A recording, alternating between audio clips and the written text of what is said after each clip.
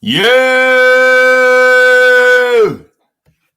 What's good? What's good? What's good? What's good? What's good? What's good? God of Moses and Elijah is in the building. The New York Knicks is in the building. My half brother, Ron Cleveland, is in the building. I see you. I see you. I see you. I see y'all out there. Man, it's good to see y'all, man. It's good to see y'all. Let me do something real quick. I gotta do some. Hey, where my phone at? Hold on. Hold on. Hold on.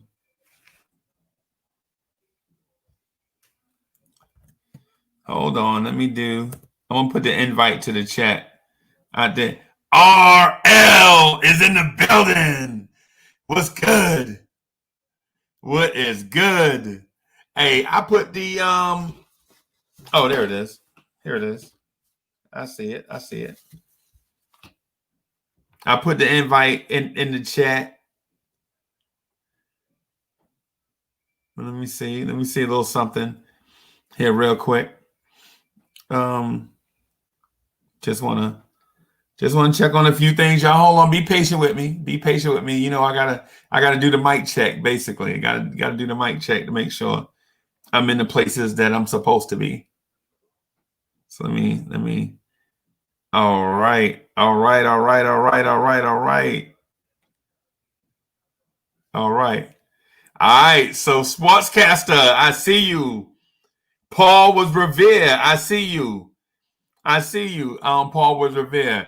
Hey, subscribe to the channel, Paul was Revere. Subscribe to the channel. Or follow Uncle Freezy on Sportscaster or both.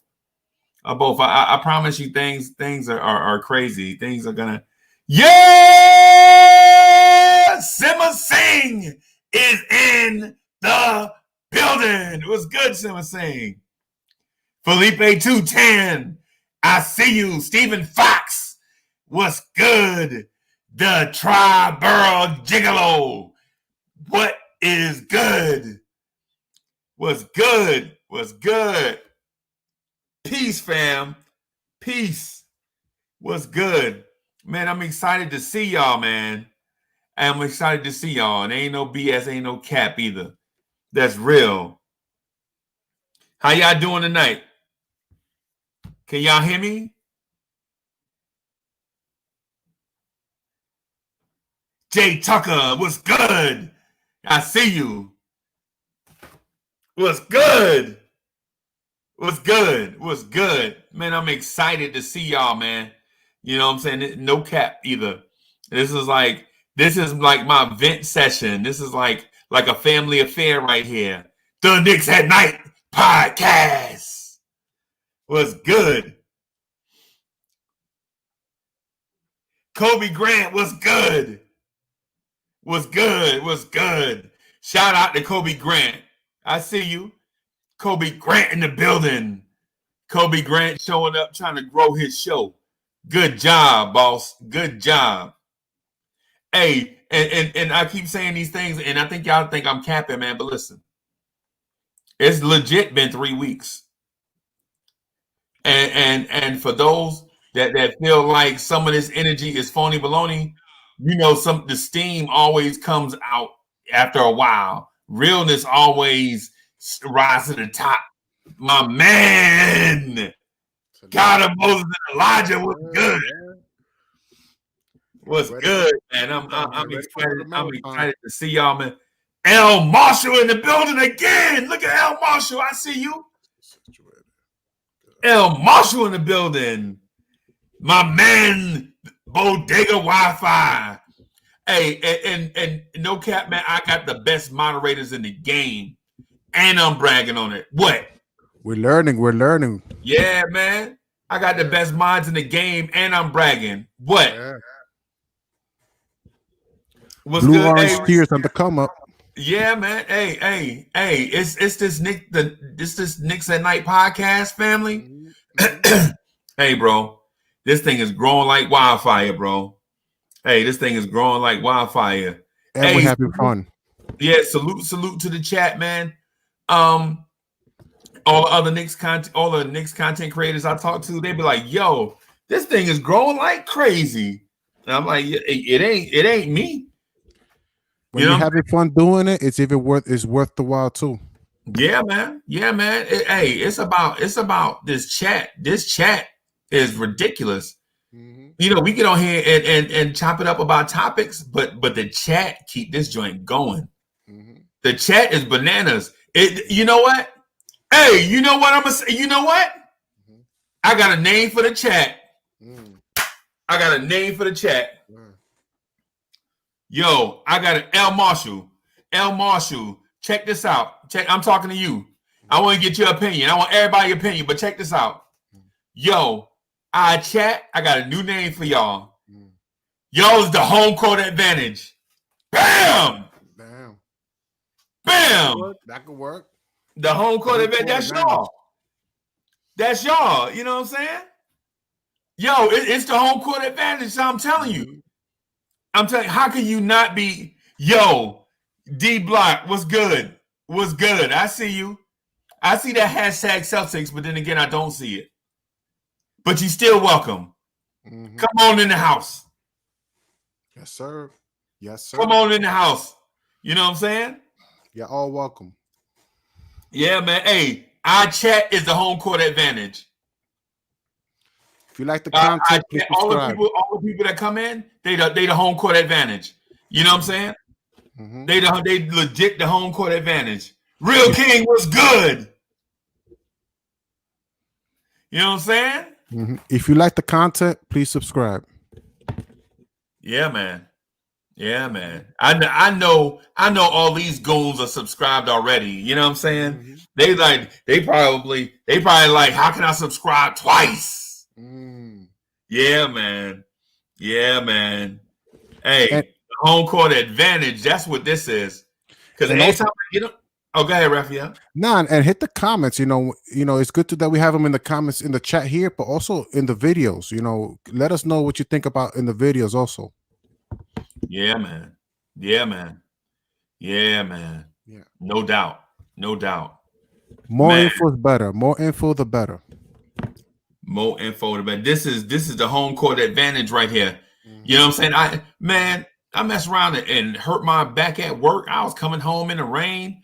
And I'm like, yeah, this night right here could easily be a night that I'm like, nah, man, I can't. I gotta sit this one out. Mm-hmm. But then when you start thinking about these goons, this home court advantage, they gonna be like, where Freezy at? Yeah. You know what I'm saying? They gonna be looking for me like I'll be looking for y'all. You know what I'm saying? Yeah. Rob the Nick is in the building. What's good? What's good? What is good? What's good? Mm-hmm. Yo, I'm telling you, y'all, this thing feels good, man. This thing feel right. This thing feel right, man. You know what's crazy? I ain't yelling at y'all either. I'm excited. You know it's crazy. A game still hasn't been played, and we're so excited. We ain't played a minute, right? Got most in the line. We ain't played that minute yet, but you know what? We excited. You know what I'm saying? I mean, it's legit love out here, man. I think this chat is bananas. You know what I'm saying? Hey, Rob, I'm gonna throw this thing in the chat, man. Come on, if you feel like it, man. Come on.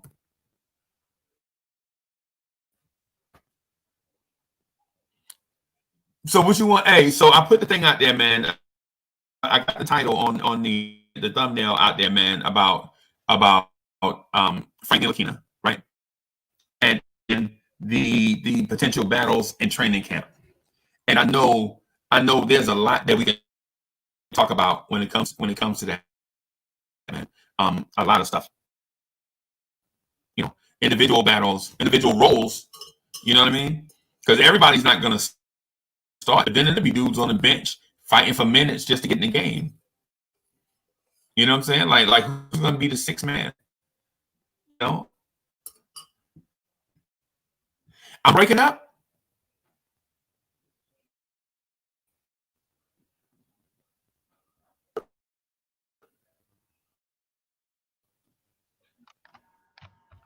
What's good?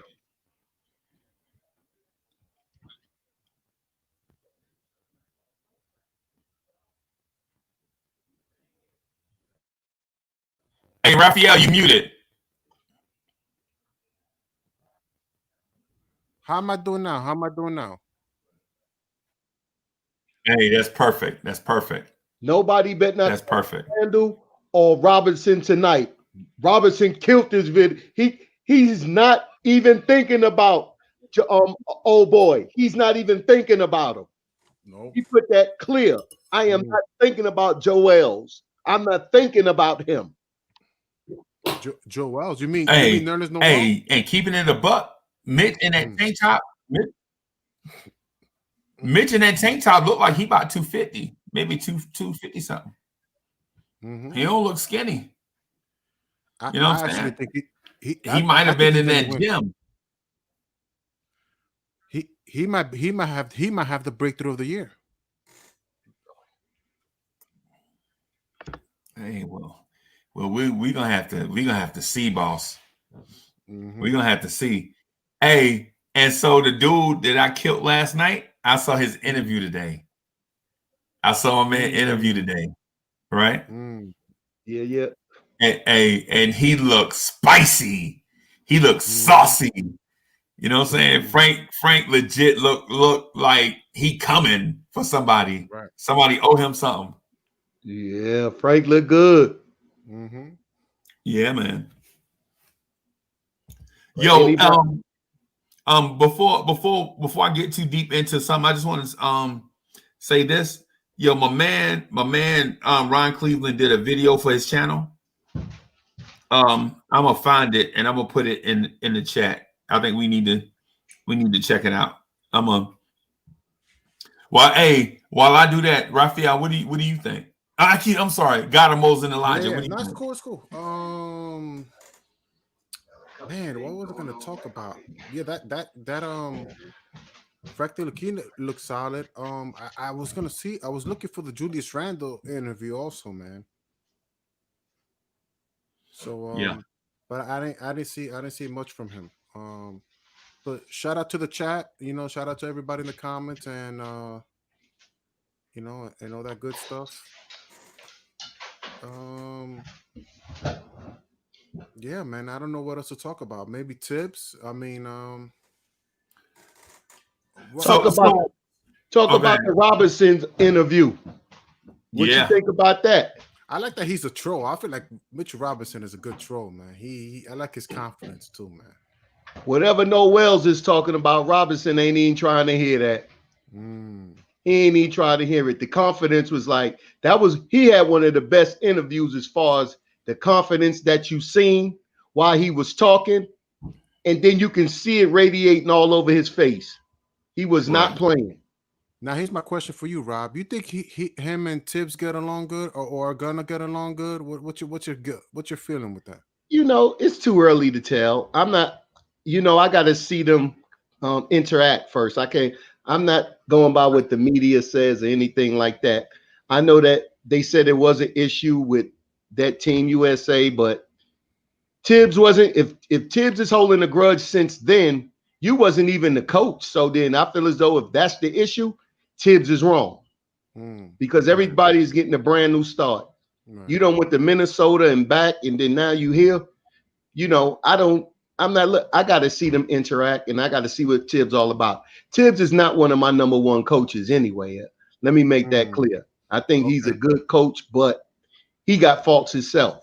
So I like what he said, though. I like what he said, what Mitch said about Tibbs, that he said that, hey, listen, man, defense is actually one of my strengths. So that was a good answer when he spoke about when they asked him about Tibbs. But I just feel like I have concerns, like if those two could gel well. I feel like like Mitch has that, so he brushed it off his shoulder kind of personality, and I don't know sometimes if that could work in some situations. I don't know if it works good with a head coach. He's not as hardcore as they say because he had to deal with Derrick Rose, and Derrick Rose was talking plenty crazy when he was there. Remember the graduation comment he made? I ain't gonna be doing all of that and miss my daughter's graduation, can't walk and everything. So he put up with he's a good defensive coach, but like, he ain't never been that coach he never even took them to the Eastern Conference Finals. If you really want to look at Tibbs's record, he always got knocked off in the second round with Chicago. So he never was, he's a good coach, but he's nothing to be afraid of. If I'm a player, I'm going to do my part, and hopefully he going to do his part. But I don't think he's the type to look like he's holding a grudge against Robinson. He got to take him on face value when he walk into that building every day. Right. Good point, Rob. Yeah, man. I saw just for everybody watching, I put the link to Ron Cleveland video in the chat. Man, y'all go on over there and check that out, man. Ron Cleveland is in the building. It was good, Ron Cleveland. These Knicks content creators, saying spreading their wings and flying, putting out dope content. Hey, man, as a matter of fact, I got to do the same thing for God of Moses and Elijah. He did a video the other day, and I didn't put it in the chat. And it's not because I didn't like the video. It's because it slipped my mind. I was meaning to do it. I'm gonna try to do it. Yeah, I'm gonna try to do it now, man, so we can spread the word. Y'all make sure y'all subscribe to the channel. Keep this thing growing. This is y'all's show. This joint is fire. Yeah, this is trial and error for me. So like, I learn every day. I learn every day. That's all I get. So I don't have the most experience in making videos yet, but I'm learning. Matthew Williams is in the building. I see you, Mr. Williams. What's good? Mm-hmm. Hey, so what's good, Esteban Augustus Nimmer? What's good? What's good? Hey, is that Legion of Knicks podcast in the chat? What is good? Mm-hmm. Yo, my half bro legit took like a just took like a little niche thing and grew it out of control in no time. Hey, shout out to Legion of the Knicks podcast, man. Make sure y'all go subscribe to the channel.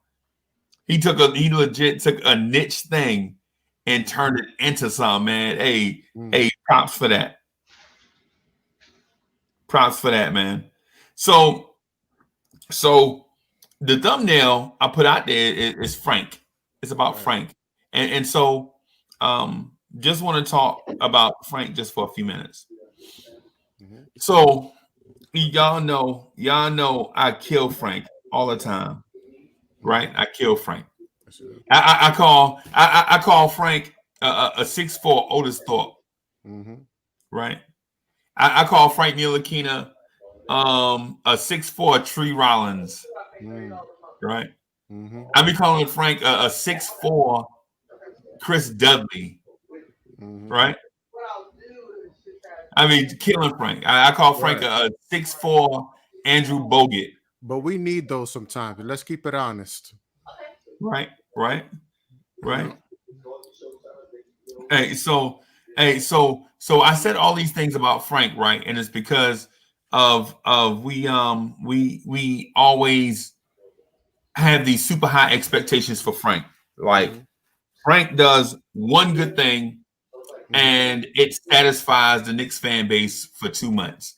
Is my opinion of Frank Ntilikina. Like Frank Ntilikina can legit go 20-10 one time in his career, and y'all want to extend his contract for 3 more years. He's a legend. Right? He's a legend already made. Right. I'm not being wild disrespectful to Frank. Legion of Knicks podcast. What I'm saying is in my opinion, how about be consistent in what you do? Right? Mm-hmm. How about just be consistent? Like if you're gonna be a 20-10 guy, right? In this one game, how about show that? Oh, look who in the building! Oh my God! Oh boy!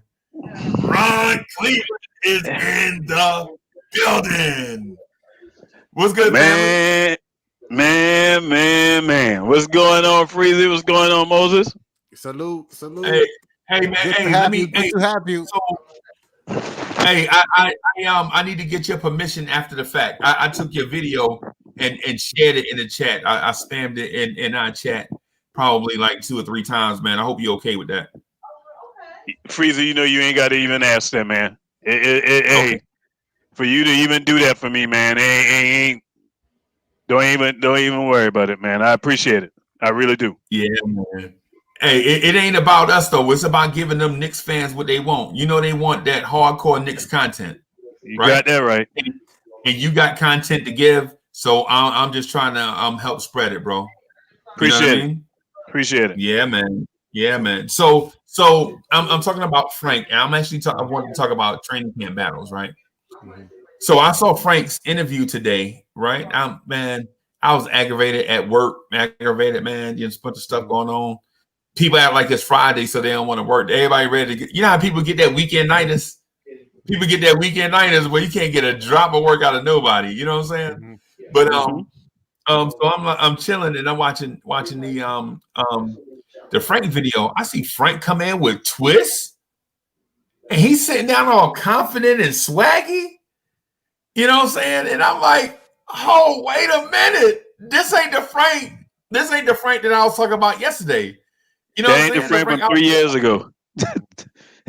Yeah. Yeah. I didn't see the twist. I don't know what you guys talking about right now. Yeah, whatever that hairdo he got going on, he looked like he the Prince of New York right now.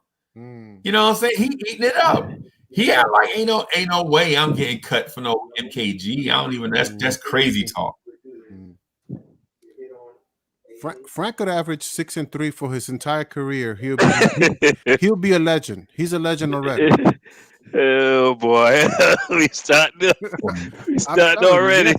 I'm telling you, but I don't know if that's a diss or not a diss, but I really feel like if he can continue the way he is right now, averaging 6 and 3 and maybe 1 steal, and he's a legend. He's gonna be like one of those 90 Knicks players, like Anthony Mason or somebody who just became a legend in its own. Hey, yo, let me shout out Payback Carter. Payback Carter's in the building. When you gonna go and get a shout out like that? Payback Carter is in the building. Hey, that's a great code name, man. Mm-hmm. Yeah, man. Yeah, but you know, man. hey, Freezy, me and you on the same wavelength, man. It's funny because when I saw, my notification popped up on you, I saw Frank written there, and I was like, me and you ain't even talked. And that's exactly the main person I was highlighting in that video, talking about Frank, man. And it ain't so much about Frank. I don't care if the person was named Mike and they had the skill set that he got. The thing that's frustrating for us Knicks fans is that he just won't assert himself on that offensive end. If he assert himself on that offensive end, man, we'll have something. Because defensively, he is a problem. He's a problem. I mean, them long arms is a problem. I got them myself, and I used to rip people with them long arms. So it's frustrating when you play against somebody with long arms, man. I'm telling you right now. And Frank is a problem on that defensive end. But if he ever takes off, and that's why I kind of hate that regular season got cut short, because you started seeing a trajectory where he was getting comfortable with Mitch. He got comfortable with RJ, even Julius Randle. And just like I say, man, I'm gonna tell y'all like this, man. Knicks family, Knicks nation, we gonna have to support Julius Randle, man. He got the band on his back, man, across his chest. We gonna have to support him. And if he can, like I said last night, man, if he can just trust his teammates, man, just pass out of them double teams. Don't feel like you got to do it all. You know what I mean? And I won't have a problem. And of course, just like I said, the defensive side, we know that's a weak spot for him, but we don't have to worry about that with Tibbs. That's why I ain't even talking about the defense side. I just want him to share the ball with others, man. Sharing is caring. Ain't that what they say? You're right. Well said. Right. And so Oh, go ahead, Raphael. Now, I want to give a shout out to the chat, but I wasn't trying to compare Frank to Anthony Mason. But I was just trying to share that people are gonna love Frank Ntilikina like they do, like an example, like a Anthony Mason. Frank Right. could average 6-3 for his entire career, and he's gonna be a legend. He's a legend already. Right. Right now, trying to argue about Frank is like trying to argue against a legend right now. But Diego Wi-Fi said every 30 minutes we talk about Frank. Hey, dog, I thought it was closer to 18 minutes, but I mean, I don't know. I wasn't keeping track. But but what I will do, I will say this though. I wanted to talk about the position battle at point guard in training camp. So I have to kind of include Frank in the conversation, right? And with that said, I saw Frank's interview, and he didn't look like the shy French kid that came over. Like on draft day, he was like, I was like, this dude is gonna get eaten alive because he's shy already. You know what I'm saying? You know what I'm saying, timid. Yeah, that ain't gonna play. That ain't gonna play in New York at all. You know what I'm saying? And then I see him today, and he's saucy. Frank, look, and so I'm looking at the thing like, look at Frank. Frank stepping out there, confident. You know what I mean? So I'm gonna say this at the position battle with the Knicks, right? I'm at point guard. You know, you got a DSJ, you got a Frank, right?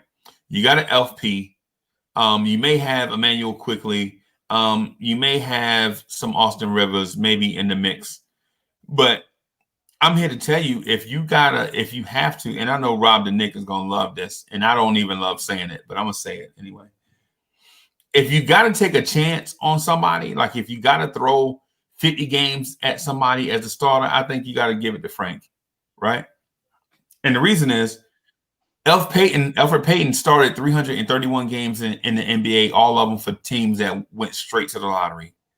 And I don't mean barely missed a game. I'm talking about teams that nosedive straight into the lottery. And I know there's a couple sects, like there's the tankers and the frankers, right?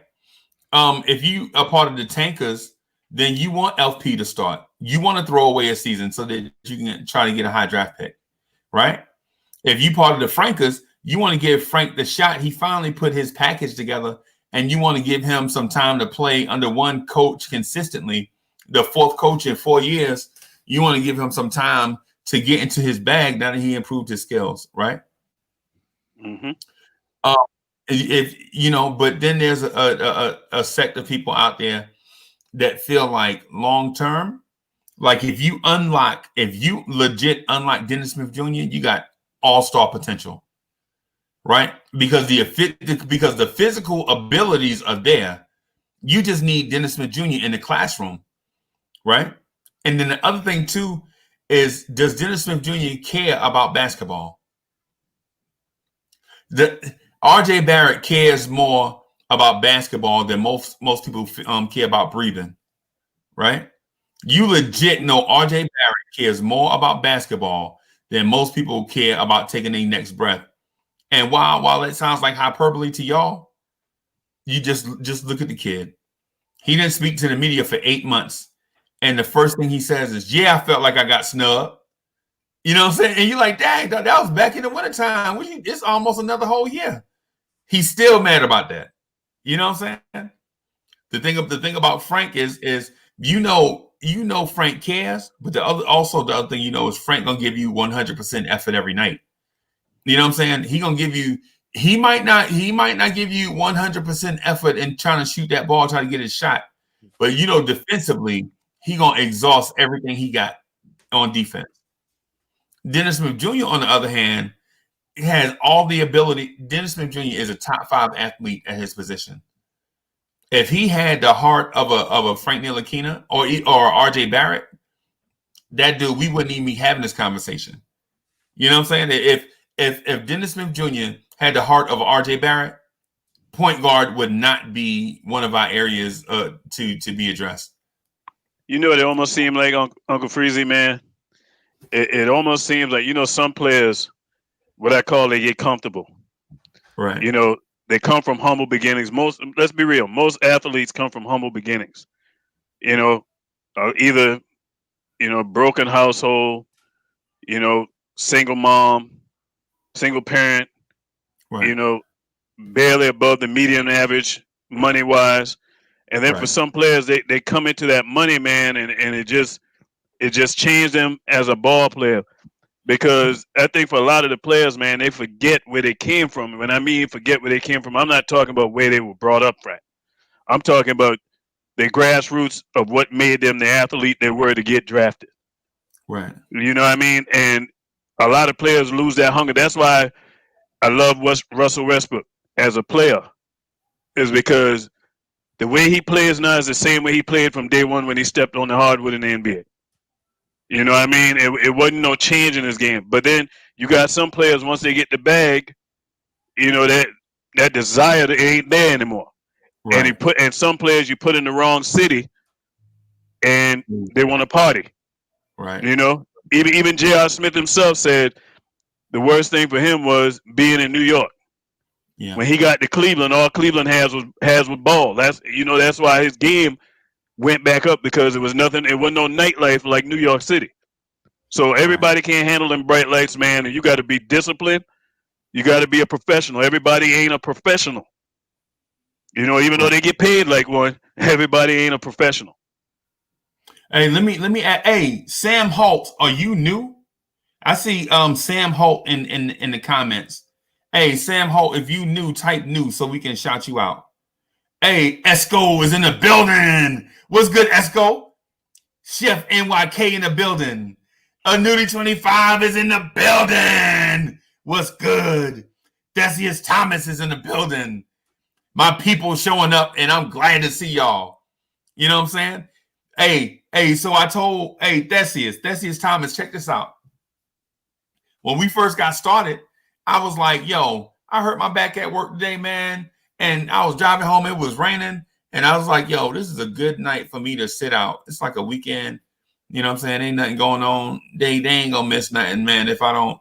But then I thought, like, man, I wonder if they'll miss me as much as I miss them. And so I click on the thing, and there's people already waiting. You know what I'm saying? There's people already waiting, not for me. They waiting for this Nick at Night podcast. This thing is like family. Hey, this thing like family. So I was like, yo, I'm going to play through this. This thing is like my home court advantage. This is the home court advantage right here. The people in the virtual chat, that's what I'm calling y'all, the home field advantage.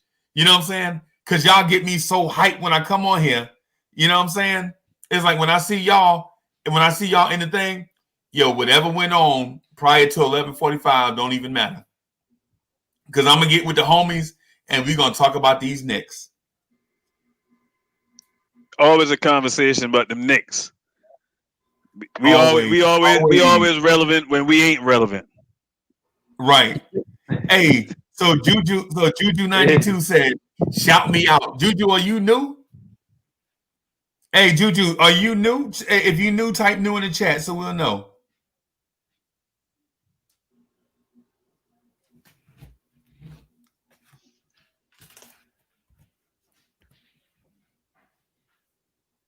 All Future Gaming in the building.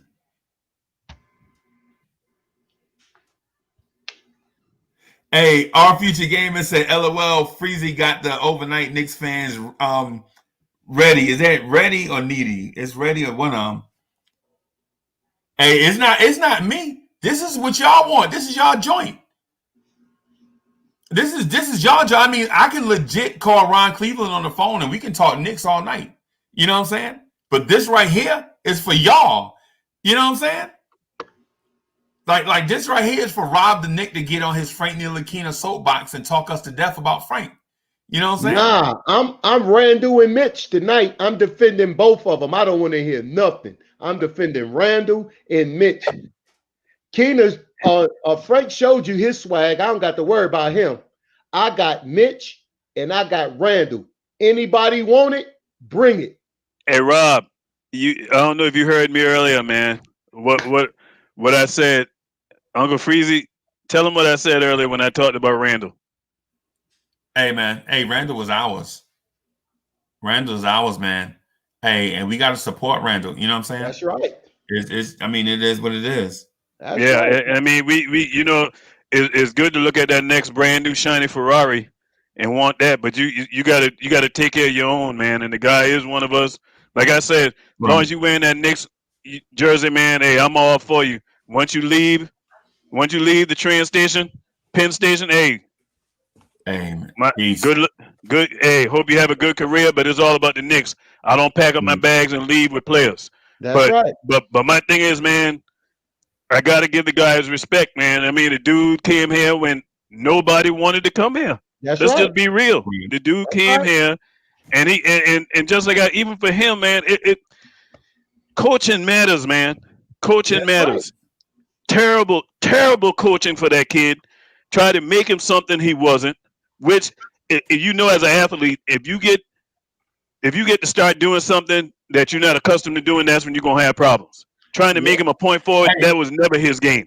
And Right. and then the thing is, and I have to go back to the situation briefly about Frank Ntilikina with this situation, because last night, you know what I hate about when you make a comment when there's a particular individual in a studio, they hear your comment, and after you get off the phone, they make a comment, but you can't reply back to it. You see what I'm saying? It ain't Right. like in this format, you know.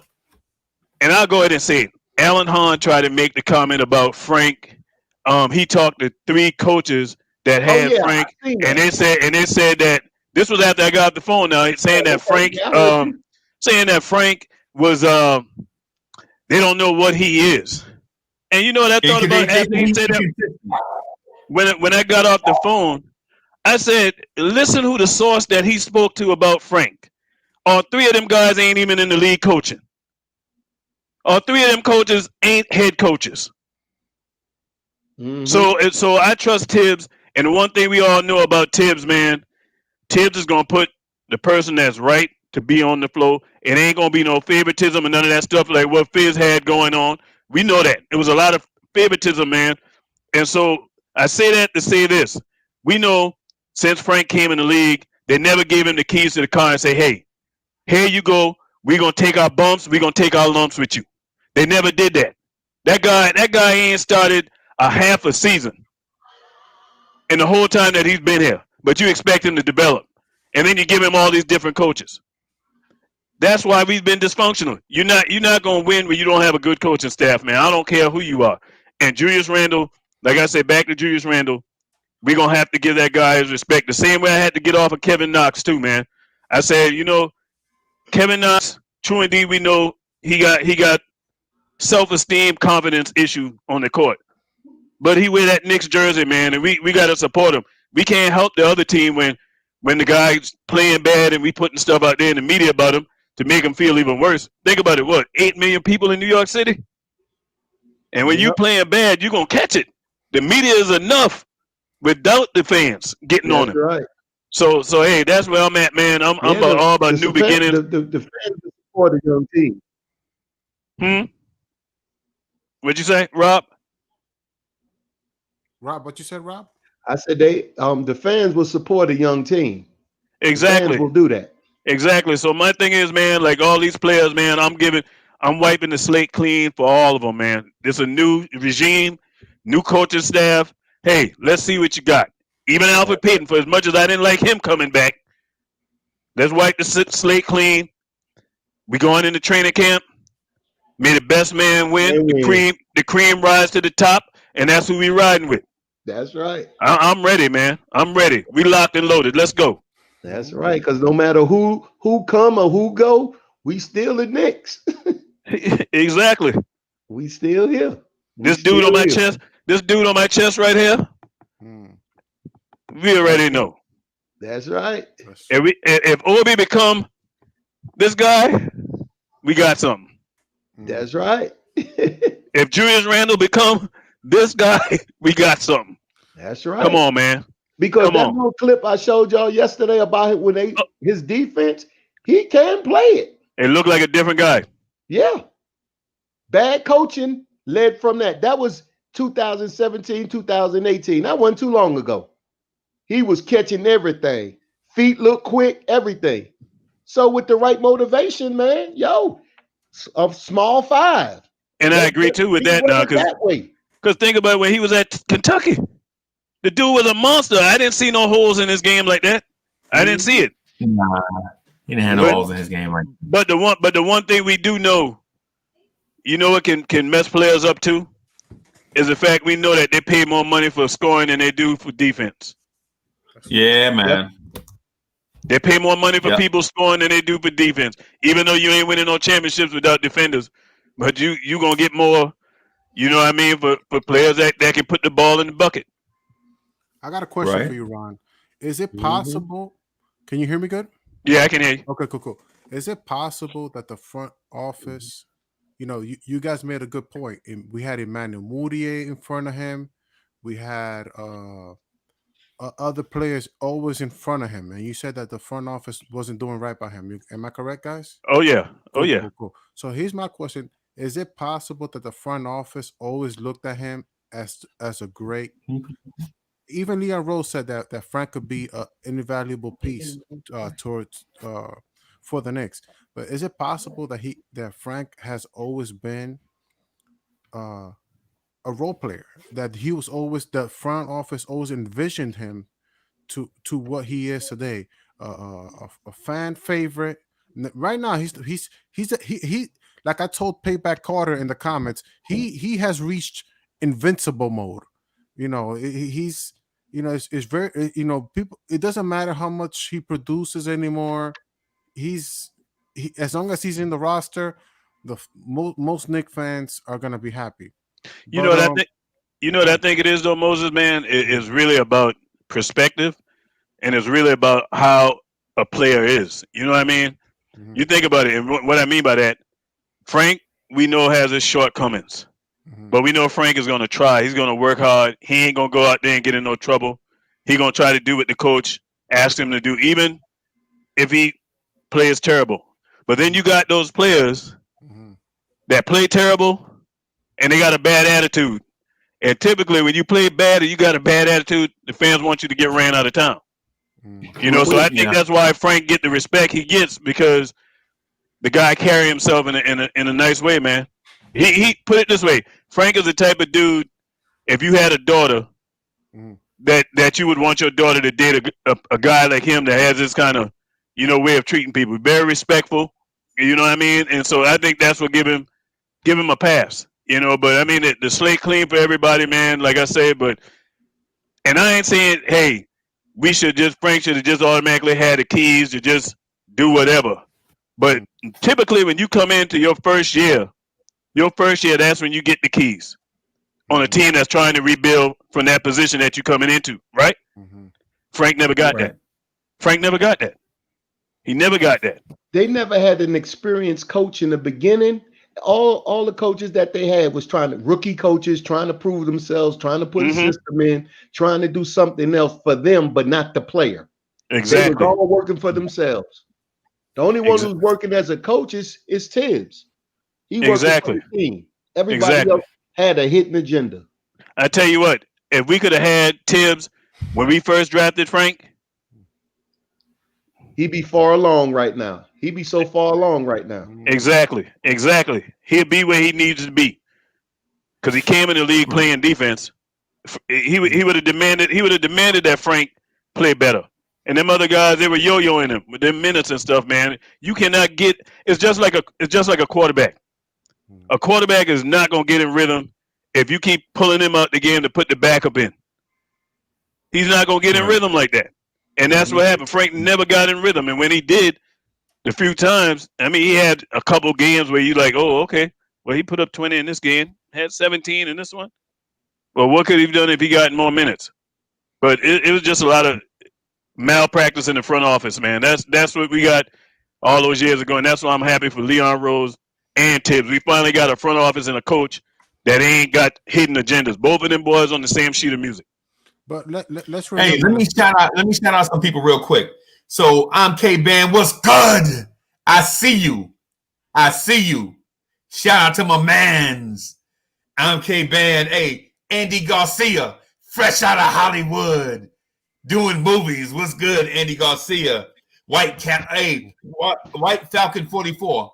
I see you blowing up the chat with facts and stats. Hey, Brian W. College Passion Chef NYK. What's good? Matthew Williams, I shouted you out like 3 times. What's good, Mr. Williams? Motivated by success. What's good? Good to see you back. Again, that's like 10 in a row. AK Sour God. What's good? What's good, fam? Hey, and somebody named William just showed up in the chat, just strolling here. Welcome. If you new, type welcome. If you new, type new in the chat so we know you new. Or put a thumbs up in the chat so we'll know you new. How about we do that? Because I think another show asks you to type if you new, type new. What we'll do is, hey, just put a thumbs up, put a thumbs up emoji in the chat if you new. Raphael, I mean, I'm ready. Yeah. I was gonna ask. Because Frank, Phil Jackson brought him in as a as a triangle. He could play the triangle. And in France, he used to average 5 points, right? So my whole thing is it possible that the front office,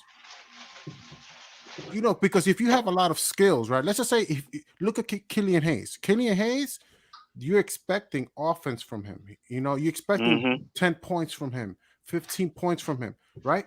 But Frank, he was averaging, supposedly, because I don't know the entire fact. All I know that he was a triangle player, and he was averaging about 5 points.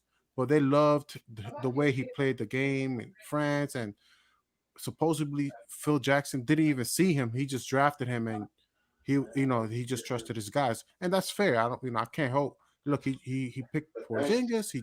He's going to take a chance on Frank. You do need defense in the NBA, and the New York Knicks are about defense. So it made logical sense, I guess, Phil Jackson's eyes. So my whole thing is it possible, right? That the front office said, well, listen, this guy he doesn't even have the most offensive skills yet. It's going to take, he didn't even have the tools. First, you have to have the tools to say, hey, listen, this guy should be averaging at least 10 points on his rookie season. But if you don't have those tools and you're getting a lot of minutes, it's not. I'm not sure if that's a great recipe. You know what I mean? I get what you're saying, right? Because right now we're seeing his. Let me 3 words, and I'm done. But we are seeing Frank's tools now. We're seeing, like everybody, like you guys said yesterday, we are seeing his dribble improve. We are seeing his 3-point shoot improve. But what I'm trying to emphasize is the first 2 seasons, he possibly didn't even have those tools even developed. So even if you give him the minutes that you're saying that, hey, listen, Frank should have been given 30 minutes off the gate. We should have been giving him the keys. As much as you can desire him to you can want that from him, and you can feel like he deserves all that.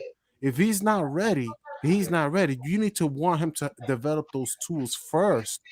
And then maybe a year, maybe this year, maybe next year, maybe another year, he can use those tools down the road and say, listen, I can average 10 points or 15 points for the season, because he was a project. You're right. He was a project. So let's just keep it. This is what happens when you draft a project, is that it takes him longer than he wasn't drafted as a superstar. I'm not trying to diss him. No. It is what it is. Right. He wasn't drafted as a superstar coming out of France. He's not a Killian Hayes coming out of France, right? He didn't have offensive tools to average over 10 points per game like Killian Hayes. He came here averaging 5 points per game in France, and possibly a great for the triangle. So my whole thing is, like, maybe the front office wasn't doing wrong by him as much as we like to believe, because at the end of the day, it's possible the front office and the scouts and the organization realize this guy doesn't have the tools on the offense yet. It's going to take time. And well, I hear what you're saying. That could be a valid argument. But when Phil came in, let's be real. When Phil came in, everybody was happy. Like Rob the Knicks said the other night, we was happy because before that, people was ready to go outside the garden and picket and all that. You know what I mean? It was talking about boycotting the Knicks games. You know, so Phil came in. What Phil did to that roster, he blew it up. He went young. So that's what I'm saying. If you going young, you got to make up your mind whether or not you're gonna play young guys or you gonna go for playoffs. We were still talking about playoff with a roster that wasn't even good enough to be really in the G League. Right. You know what I mean? So if that's the case, you're clearly sending a signal to the fan base that you're in rebuild mode by blowing that lineup up. Because at that time, remember, they was even talking about letting Carmelo go because Carmelo almost went to Chicago. Right. We almost didn't bring him back. Yeah. And so if you're doing all that, man, and you got Frank, give him the keys or send his butt down to the G League. And that's another thing. We didn't utilize the G League. You know what I mean? If guys need develop, and if you're gonna develop, one my knock on Phil with that pick, you don't draft somebody with the pick talking about he need to develop. That's a second rounder. You take somebody late in the second round, or you get an undrafted player, and you send him down to the G League and let him develop. You don't go get a player that high. And I think that's the problem really with Frank is he got drafted too high. And I agree, he had to develop. He had to develop. You don't get nothing in this league. You got to earn it. Phil could have traded down. But you know what though? I would say this. Once we drafted Frank, where we drafted him didn't matter anymore. Exactly. You know what I'm saying? Like how we acquired him. And I agree with Ron, right? I think he's absolutely right. But what I'm saying is once we bought Frank in the door, where we got how we acquired him shouldn't even matter. Because he clearly needed G League. He clearly needed G League time, not just for his skills, but for his confidence playing American basketball. You know what I'm saying? He clearly. But let me shout out some people real quick. And I know y'all like, man, I'm always shouting out somebody. But you know what? That's just how I go. Shout out to Dolly. What's good, Dolly? I see you. Probably producing music right now. Probably got beats playing in the background. Hey, Juju, you new? Welcome. Hey, Rush 686, what's good? King of Queens, I see you. D Chan is in the building. Them veterans rock. Danny Landis, what's good? You thought I ain't see you come in here? I saw you. Danny Landis. Hey, and Amani the Great Me, what's good? What's good? I see all y'all. I be seeing y'all come in. You know what I'm saying? But when my man be, when Ron Cleveland be on the roll, I'm gonna be patient because I gotta let that brother get out when he got when he be on the roll. I gotta let him rock. You know what I'm saying? It's like when you watching. I was gonna say James Brown, but I can't. I gotta keep remembering that everybody here ain't my age. And I would. So if you got if Tory Lanez is getting in his bag, you can't say, hey, Tory, you got to speed this up so we can get to the next song. You know what I'm saying? You got to wait and let Tory get in that bag. You know what I'm saying? So, I mean, it is what it is about that. But I'm going to shout y'all out. You know why? Because y'all just as important to this thing as I am. We all of us are equally important to the health and the growth of the Knicks at Night podcast. That's why I shout y'all out. Y'all be like, y'all be trolling whatever y'all message is. Like, Uncle Freezy, trucker hat, look, whatever, you know what I'm saying? Whatever it is y'all trolling. And then I shout y'all out. And I'm like, oh, that joker paid me some attention. Of course I do. Because we all one family, man. We come on here every night, do the same thing every night. And the numbers say that y'all love it. You know what I'm saying? And I love it too. Subscribe to the channel. Make sure y'all like the video and such. I'm sorry, Raphael. Hey, motivated. I ain't gonna shoot no female like Tory Lanez, man. I'm a lover, not a fighter. No. I forgot what was in the conversation, man. Oh, he was talking about Frank, but how? Frank. Yeah, the development, how maybe it was possible that the front office looked at him as more of a developmental guy. Right. So it possibly the front office, it's easy to say, we hate the front office, the coaches were terrible, but it's possible that he didn't have those tools, and he didn't have the offensive tools.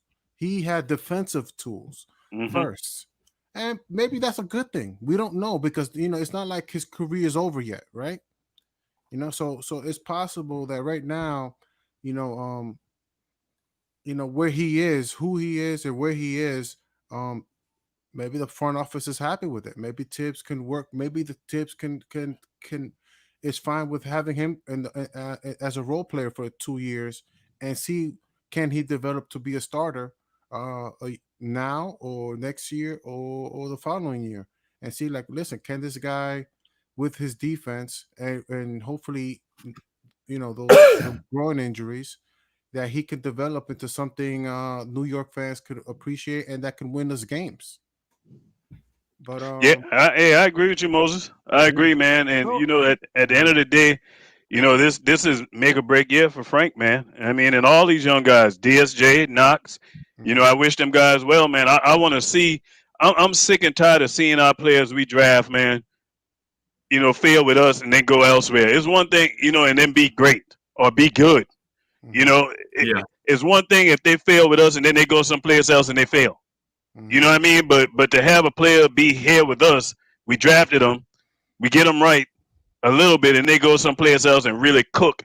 That really burns you as a franchise. You don't want to see that, man. But with Frank, I'm ready to see this training camp battle with these point guards. That's my thing. I think really, if we going on Fizz's reputation and what he does and how he evaluate players, we know defense is at the root of it.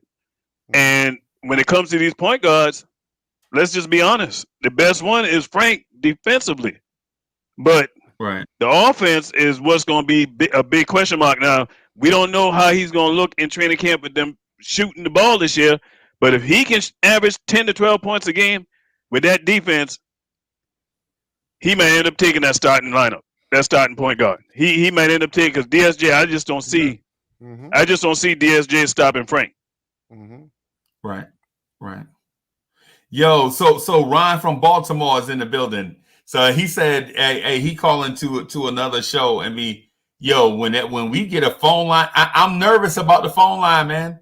When we get a phone line in here on the Knicks at Night, you need to get one. My God, you need to get one, man. You need to get one. You need to get one. Yo, hey. So I'm gonna try to figure out.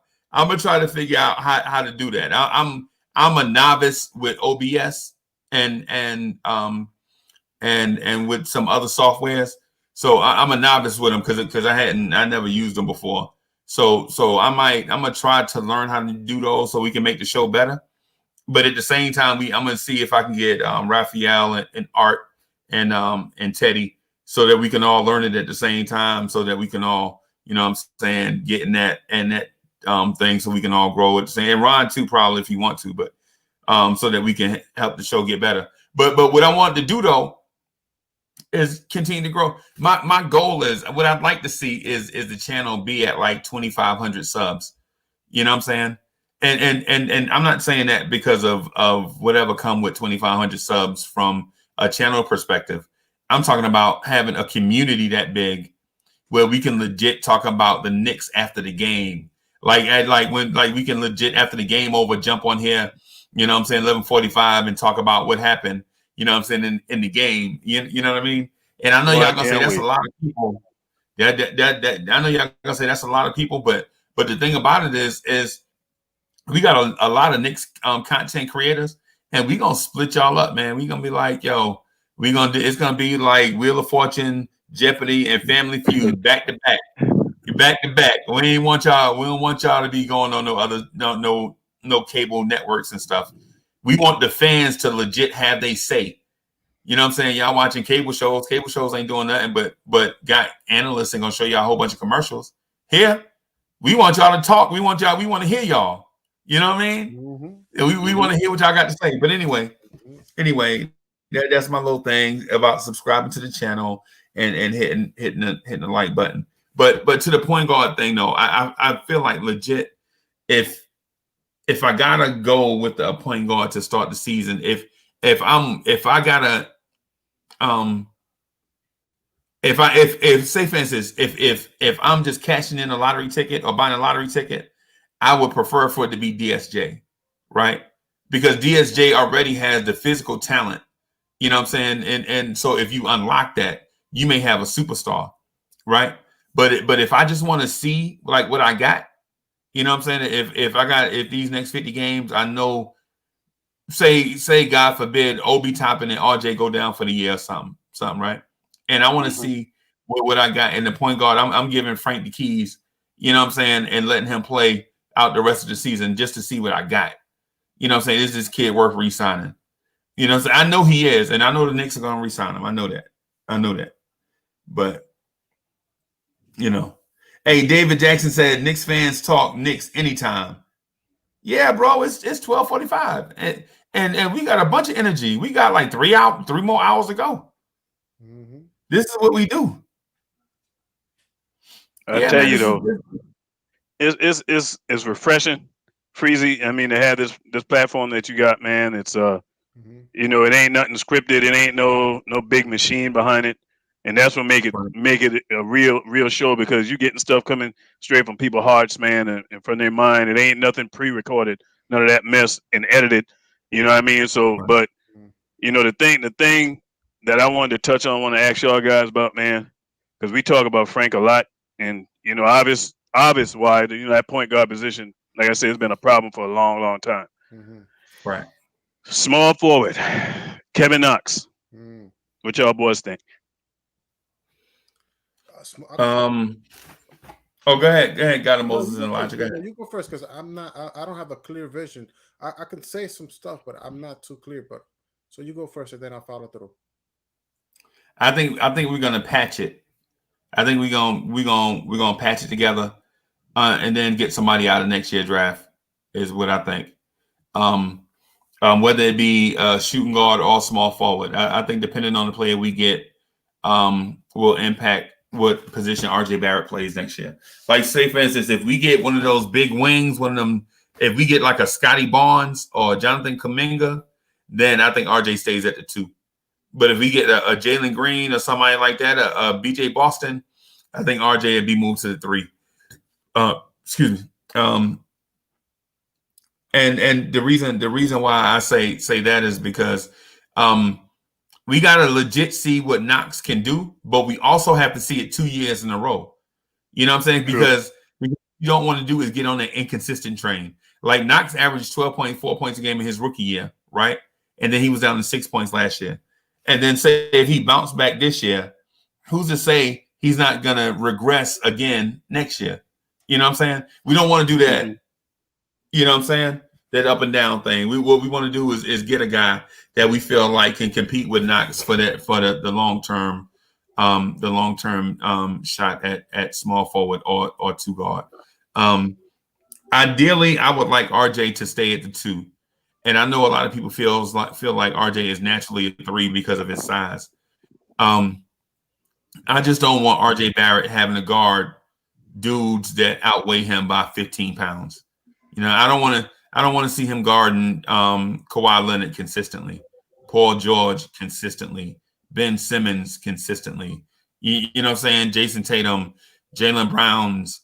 You know what I mean? Sekou Doumbouya, Pascal Siakam. I don't want to. Knox. The question was Knox. Look how long you take it with RJ. Yeah, what we think? I get what you're saying, though. I get what you're saying, but what you think? Like, what you see Knox doing this year for us? I probably should have, made it more clear. What you think Knox gonna do for us? The question was small forward, and then what about Knox? And what about Knox? I said we're gonna patch it up this year. You know what I'm saying? We're gonna patch it. And basically with Alec Burks, RJ Knox, you know what I'm saying, guys, you could probably rotate in there at the small forward position. And then next year in the draft, like I was saying, if we get a big small forward, a big wing, like Scotty Barnes or Jonathan Kuminga, then you keep RJ at the 2 and play them on the wing and let Knox battle and camp with them. You know what I'm saying? And then I also said that you don't want to give the job to Knox if he has a bounce back season, because he averaged 12.4 points a game in his rookie year, had a down year in his sophomore year, and then this year he has a bounce back year. Who's to say that he doesn't have another year down and is that player that's inconsistent, like up and down, up and down, up and down? That's the reason why I said that goes back to front office malpractice for these young guys, man. You know, we wouldn't be even having this question right now. What Knox gonna be? You know, if they would allow the kid to play. I mean, coming off that rookie season, for me, I was really shocked. I don't know about the rest of you guys and people in the chat, but I was really shocked when we went and got Marcus Morris. I thought there was no need for that. I thought that was foolishness. That stunt Kevin Knox. Yeah, they did. They panicked. I agree. It was star chasing. Ron, look, let me answer your question. That question that you asked. Mm-hmm. I see it like this here. For Knox, whether he goes, they put, and this is not by chance. They surrounded by the whole Kentucky movement for all Kentucky players. There's something going on in the front office with Calipari and whoever's there, because it's not by chance they picked quickly that in that spot when everybody else thought that he was going to go 40. So let's stick with there's a connection between New York and Kentucky. True. So with we looking at it, okay, yeah, Kenny Payne came there and everybody got dropped out the equation. Everybody got put into the equation except for the first Kenny Payne guy, which was Randall. You know, so if he's gonna unleash Knox, there was a question today. I think it was who was having it? I think it was Frank. They was asking Frank, did you get familiar with Kenny Payne and everything? He was like, no, you know, I'm more with that Utah guy, the guy that came out of Utah. So Johnny Bryant. The guy with the Utah, he deals with the guards. Kenny Payne deals with the big men because they all seen each other. Everybody's seen each other. That's if you are big and you seen Kenny Payne, you seen all the other players, unless you made your attempt to go over there. Now, people had a lot to say that RJ and a couple other guys went over there to Obi Toppin and said, okay, look, yeah, welcome to the team. This and that, and they had kind of a feeling that Randall didn't. Look, the rest of them can go holler at them. Obi ain't there for their position. He there for Randall's. So exactly. I ain't sliding over there either. Hey, you know what you make me think of, Rob? You make me think of with Brett Favre. They was like, you know, but him training. Well, I'm training. What's the guy named Aaron Rodgers to come take my job, man? I'm not training nobody to take my. You supposed to come in. You got drafted. You should know how to play the game. I'm not teaching you unless I'm on the way out. But if I'm expected to keep playing, I'm not teaching you. Man, get out of here with that. The answer to that question, guys, if you like the comment, please hit the like button and subscribe. With the proper coaching, and we have the proper coaching in every area with the team. Look, they took it up to virtual 0.3 with the coaching staff that they put in place for these young guys. Even though they lost a year or two, they'll get it back with that coaching staff like this here because they've been around the league. So I'm looking for big things from Knox. I think Knox can get us between 15 to 16 points this year. A straight bounce back, if with time permitting, and I think that he has the time and he has the skill level to work on that position. You just made something pop in my head just now. What was that? Now you know if Knox have a bounce back year and look like what he was in year one, better than what he looked at in year one, that's going to be even more indictment on Fizdale. Man, look. Yes, indeed. Everybody know Fizdale was a used car salesman, man. Everybody except them fools on ESPN talking about he shouldn't have been fired. Who said that? A lot of them fools on ESPN. Oh, wow. You're right. They fools. Man, them dudes. Rob, when you finish, I want to give us. Go ahead, baby. Okay. It's on you. Nah, that small forward position. I feel like you can do a lot in that position. You can put RJ. So Tibbs can go so many ways. You can put RJ at the 3. if they want him to be that point forward, or you can have me personally. When I think Knox, I actually like. I want to keep it consistent. I like the idea of Randall, Nerlens Noel, Randall, Knox quickly coming off the bench together. That's what I think about coming off the bench, and having the starting five be the starting five, because I feel like that could possibly gel well. It's just me, my thinking. I could be wrong, but so I don't have a problem Knox coming off the bench. But if he does start, that could work too. You could have RJ play the two and Knox play the three, and maybe Obi at the four or Randall at the four, whatever Tibbs is gonna choose. That's up to him. Hey, The so funniest they said Julius with OB here. What do you think about playing other positions? And Julius was like, I played the five before. You saw Yeah, that in his interview? I saw Yeah, that he didn't interview. like I the saw that. question, but he You, did play You the saw the five look on his before. face? yeah, Yeah, he didn't like the question. Yeah, But you know- yeah. You made a point. You showed him. I think he was playing the five when you were showing them videos yesterday. yeah, he sure was. Mm. Oh, But you- okay. But when you look at our team this year, this is why I'm so excited. It's funny. We are so versatile, and when I mean, you have a lot of teams that can be versatile, but everything don't add up great together. It's not Yeah. really interchangeable. When you look at our team, starting lineup, second lineup is very interchangeable, except for one Yeah. position, and there's one player that really would change the whole dynamics of our team. And I'm gonna give him a pass too, because I've been giving him a hard time too. Like I said, I'm wiping the slate clean for all our Knicks players this year. You got a clean slate.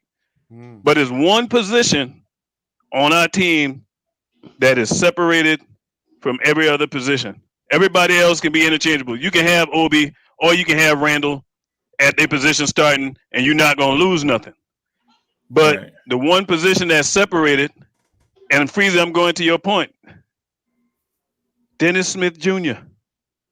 Right. The guy can jump out the gym. Yes. Top yeah. 5 talent at that position athletically. Mm. And so Athletically, right. he's really I always say Knox is the wild card, but Dennis Smith Jr.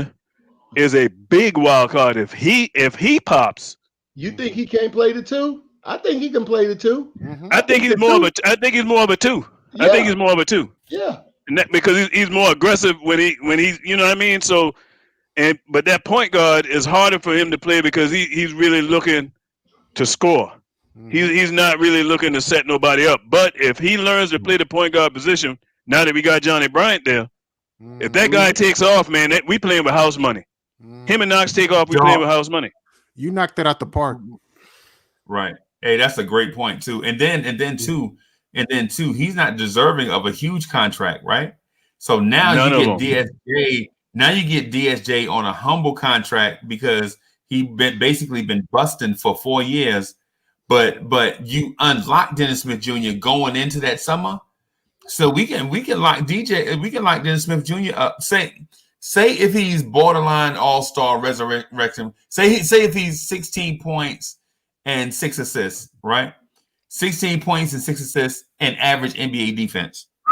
Now you can lock that up for you can give DSJ 4 years. I say 4 years.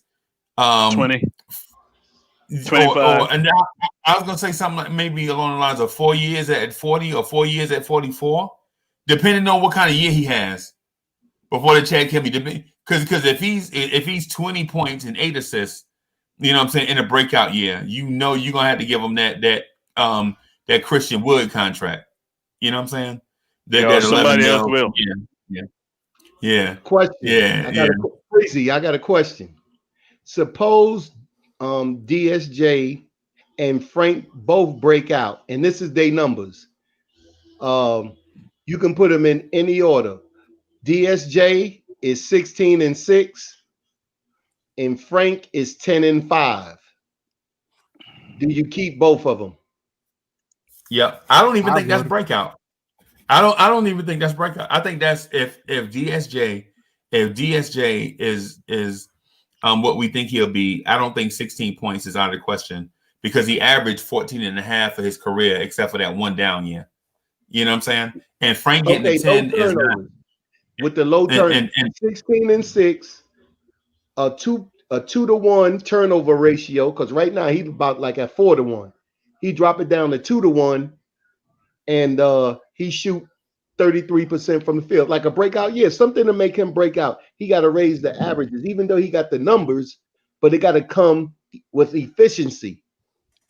Now you got my wheels turning again. And let me do it. Hey, Simma. So Simma saying the thing is this. If DSJ just climbs back to his career averages, you know, if you take out that one-off year he had, if he averages 15 and 5, those were his career averages before like that one bad year. So if he bumps that up to say 17 and 6 or 18 and 18 and 6.5, I don't think Dennis Smith Jr. is ever going to be a high assist guy. Just that's the reason why I'm low on his assists. Say if he's 18 points and 6 assists, and Frank is 10 and 7, right, somewhere in that neighborhood. That's not really that far. That's not out of the realm of possibility.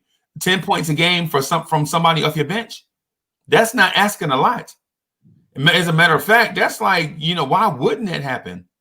You know what I'm saying? If Frank is 10 and 7 and playing good defense, and I think our point guard situation is at least in capable hands for the next 3 or 4 years.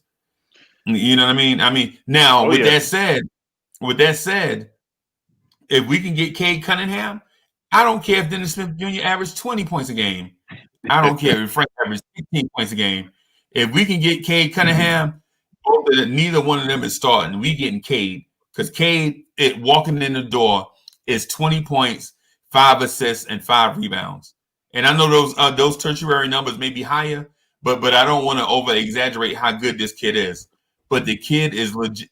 Did you see the smile on Legion of Knicks podcast face when he's talking about Cade Cunningham after we watched the Oklahoma State game? I mean, the dude is legit. Does all of us have a different view of what a point guard is? Ron talk about his point guard defense first. You know what I'm saying? Rob talk about his point guard scoring. Me, I talk about the point guard being a floor general, getting others involved and keep us in good offense. Cade Cunningham is a mixture of all that. You know what I'm saying? And he's 6'7", 220 pounds and durable. I want you know what that is, Free? That's gumbo. The number one pick is walking through that door, Freezy. I want to No, I'm not saying that. Tall. No. I said I'm not passing on Cade if we can get him, even if Frank and DSJ have breakout years. That's what I'm saying. I didn't say pin your hopes on the number one pick. I'm saying say something happens and we get the 4 pick, and then Cade slides to us to 4, like Obi slid to us at 8. You know what I'm saying? Then I'm not passing on Cade just because Dennis Smith Jr. averaged 16, 17, 18, 19, 20 points a game. I'm still going Cade. So he's a generational talent. But I'm here to tell you this: if we get that kind of performance, from Dennis Smith Jr., guess what's gonna happen? You ain't gonna be in the lottery. There you go. You ain't gonna have to worry about getting him. You ain't gonna have to worry about getting him. Well, because okay, we'll slide in the playoffs. Because what is it? 10 slots this year. Yeah, it's 10 playoff spots. We'll slide in the playoffs. If Dennis Smith Jr. giving us 16 points a game, and Kevin Knox shoots back up to about 16 a game, you telling me we can't make playoffs? With Obi, Randall, you know Randall gonna give you 20 and 10 easy. 10 slots this year? Yeah, I think it's 10. I think they say it's 10 slots this year. Yeah, and conspiracy theorists are out saying that they're doing that so we can get in the playoffs. Yeah. That's what the conspiracy theorists are putting out there. Hey, so shout out to Kaiser Sose 718. Kaiser Sose in the building. Hey, Kaiser's in the building, dog. I gotta welcome you to the family. I've been seeing you in a bunch of people chat. And we trying to steal you to be a part of our family. I know you like the Knicks content, and other places and stuff too. I'm trying to steal my man because I saw him put a take in the chat like 2 years ago, and it got us on fire. I think it brought everybody to like we was about to fight. But anyway, shout out to Kaiser Sose. But also Matthew Williams said Cade is 6'5". Everything. And he had everything a bad game the other day. Boy, that's still a big point guard. Matthews said that he had a bad game the other day. Matthews Williams said that he had a bad game the other day. What game was that? Matthew, what game was that?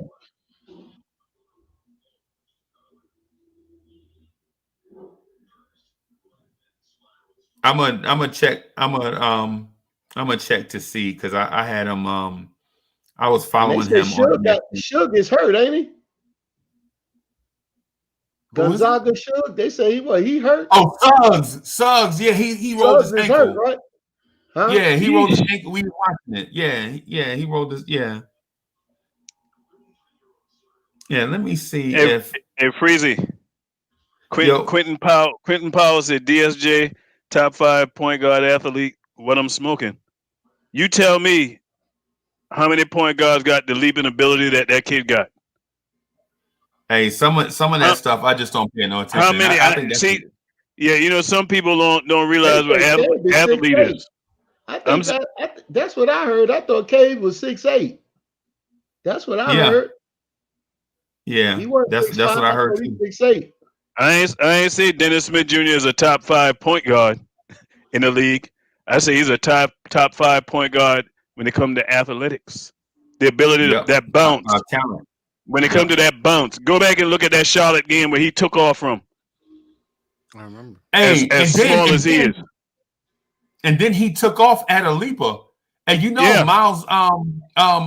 Miles Bridges is a leaper. And what did dude do? What he did? I ain't getting on that poster. Yeah. That's what he got out the way. Yeah, man. The kid can jump, man. Yeah. We got to give people their due, man. Yeah, we got to give people their Stephen Fox said that the point guard is about IQ, not leaping ability. Yeah, true. We know that, true. But we know that. I was responding to the point that the person made. Quentin Powell said that DSJ is not a top 5 point guard athlete. We talk about athlete. Right. There's attention to detail. Where people say things, you comment to what's being said. You listen. Attention to detail. The question that he posed. You know what I mean? He's a top 5 point guard athlete. So the guy is on the top when you talk. But I can't name 5 point guards that jump out the gym like him. Or run as fast, or as agile as Dennis Smith. You know what I'm saying? And now you got me thinking. Do you remember what they said about Dennis Smith Jr. when Tibbs took over? That Tibbs was actually looking at DSJ. Mm-hmm. He was interested in him when he was at Minnesota. Mm-hmm. Yeah, he reminded him of Rose. Okay. Right. Okay. Why? You remember how like Derrick Rose used to go up and bang?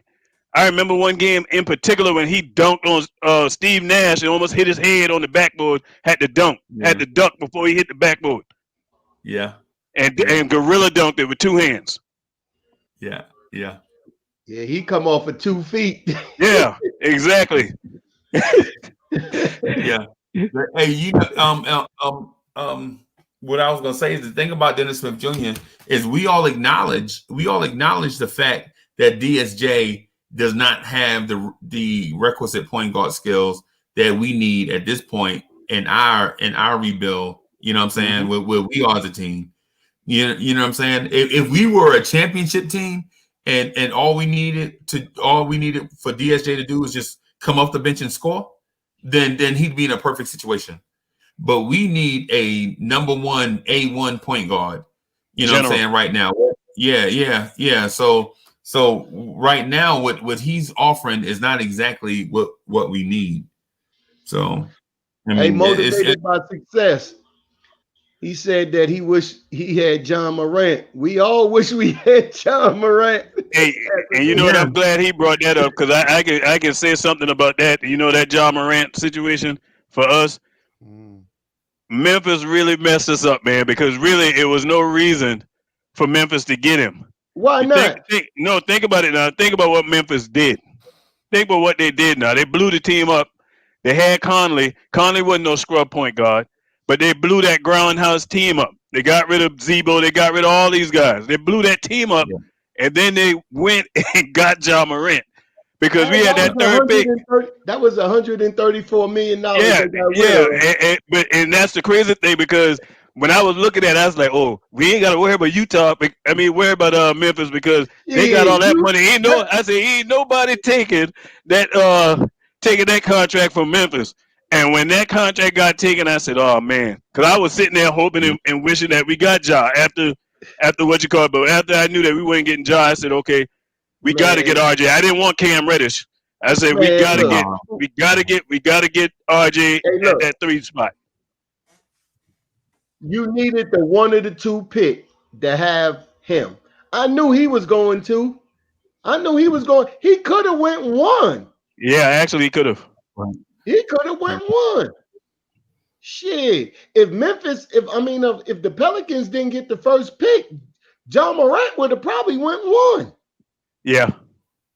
Because it definitely depends on the need of the team where they pick at. If we got the number 1 pick, who we would have picked?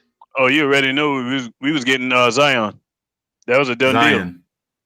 And Zion was you remember when they made that announcement? I think y'all would have been mad. No, I wouldn't have been mad. They would have snatched Ja. I think the Knicks would have snatched Ja. They've been screaming for a point guard for 20 years. I don't think they would have let that go. And you forgot who we had in charge then, though. Steve Mills would have wet the bed on that one. No, that was Perry was making the move on that. Oh, yeah, you're right. And Perry does love point guards. Yeah, Perry would have took Ja. He loved point guards. I mean, he took what's the kid that's on our team now? When he was down there in Orlando. Alfred Payton. And wasn't he in that front office with Detroit when Detroit went and got Chauncey Billups in that trade? I think he was with Joe Dumas. So De'Aaron Fox. Yeah, you're right. You're right. He would have took him. So he would have took him. Yeah, he wouldn't have took. He probably wouldn't have took old boy, man. Zion. Especially after he just had that debacle with that shoe. Oh yeah. You know what I'm saying? You would have had to go with Ja. And if Ja would have went to New York, ain't no way Zion would have got Rookie of the Year. Oh, you know he wouldn't have. Because he would have done something in the Mecca that ain't been done in a long time. He would have turned the lights off. I'm here to tell you, if we got Ja, Knox would not have had a down season his second season. No, not at all. That whole team would have fit like glue. They would have feed off him, man. They would have feed off of him. Yeah. And then that would have been no Kristaps, right? Because then we get Chris. Who we got that year? We got Kristaps or no? It wasn't Kristaps that year. Who we got that year? The year that Ja and them boys came out.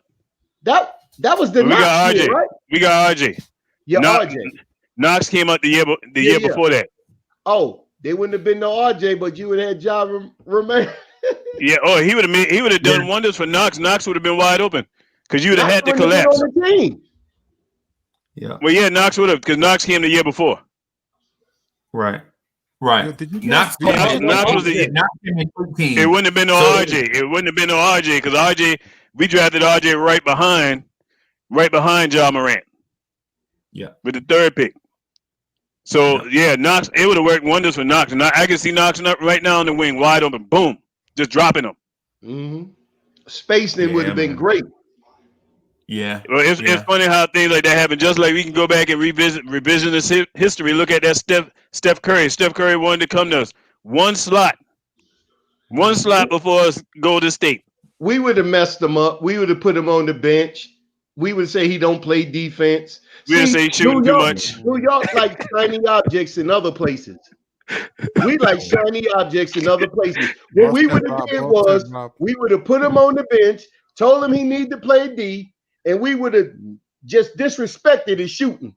Because we like that's what we like. We like role players. No, because the mindset of look, the mindset of a New York basketball fan is we program defense. Rob, when we talk free agency, when we talk free agents, most people are gravitating towards role players. They don't. You try to have them. You try to talk superstars. They don't want. A majority of people, they don't want no big contracts. I don't want none of that. They don't. They don't. But you know what though, when you look at who's winning. But when you look at who's winning games, Moses. When you look at it, man, them role players is being the glue for these teams that's winning championships, and that's why the Lakers this year is gonna be. It ain't gonna even be fun for them teams out west. Oh, I'm telling you right now. You see what Steele said? He said, as much as we love John Morant to be a Knick, he said we got the right player with RJ. See, back to y'all RJ 99,000 RJ fans.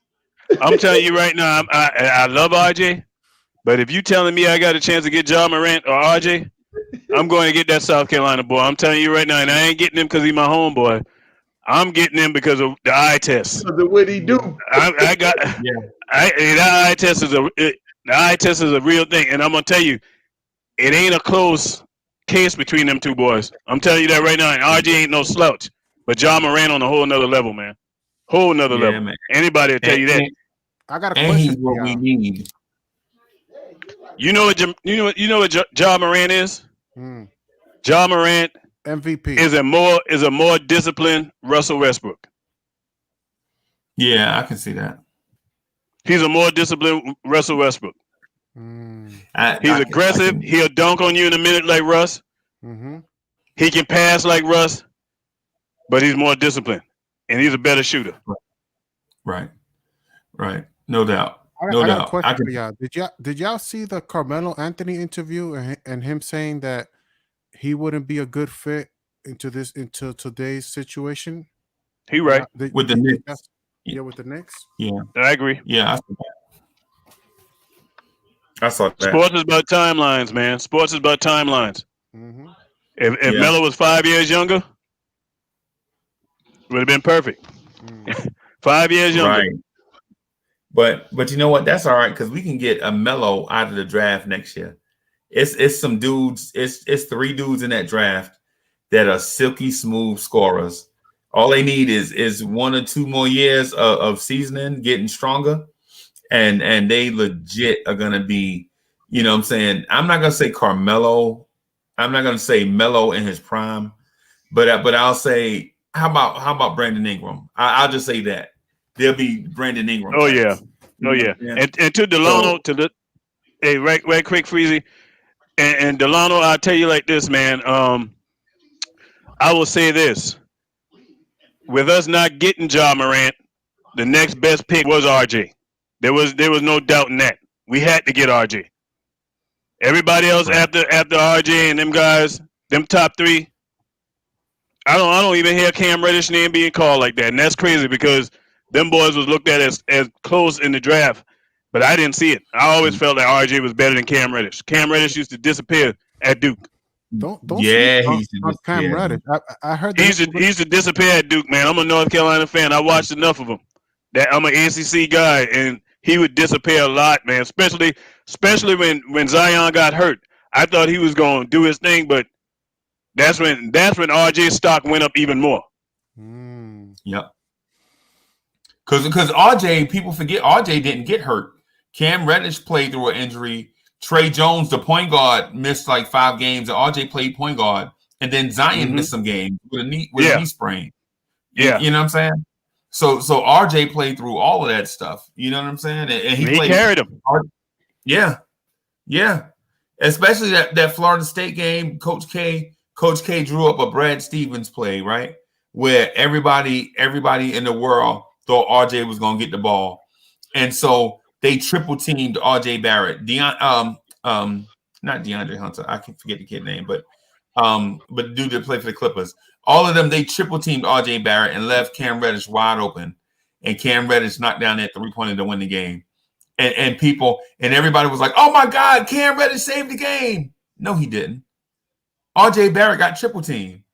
If RJ Barrett didn't draw a triple team, Cam Reddish would have had to shoot that shot over the top of somebody. You know what I'm saying? Yeah, it's the little things that people don't look at. Right.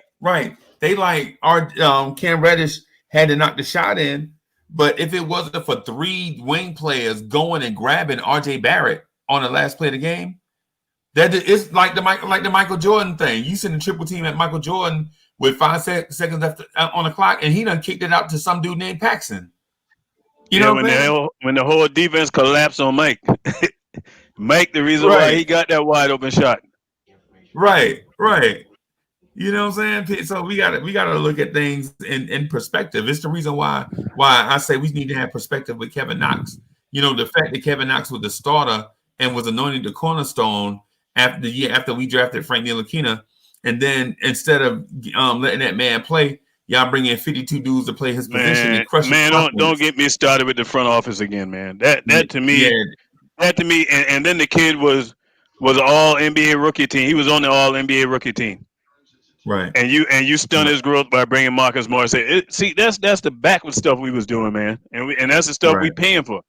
We paying for it. But you know what, fellas, who I want to talk about?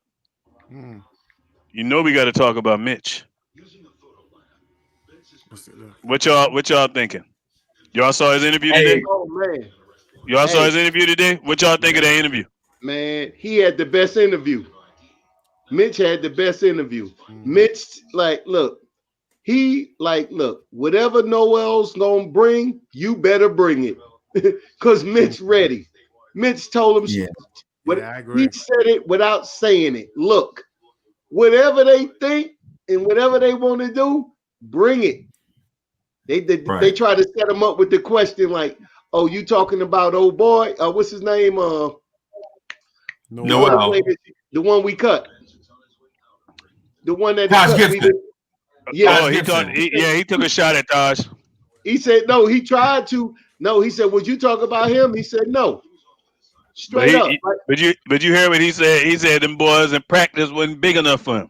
Exactly. Yeah.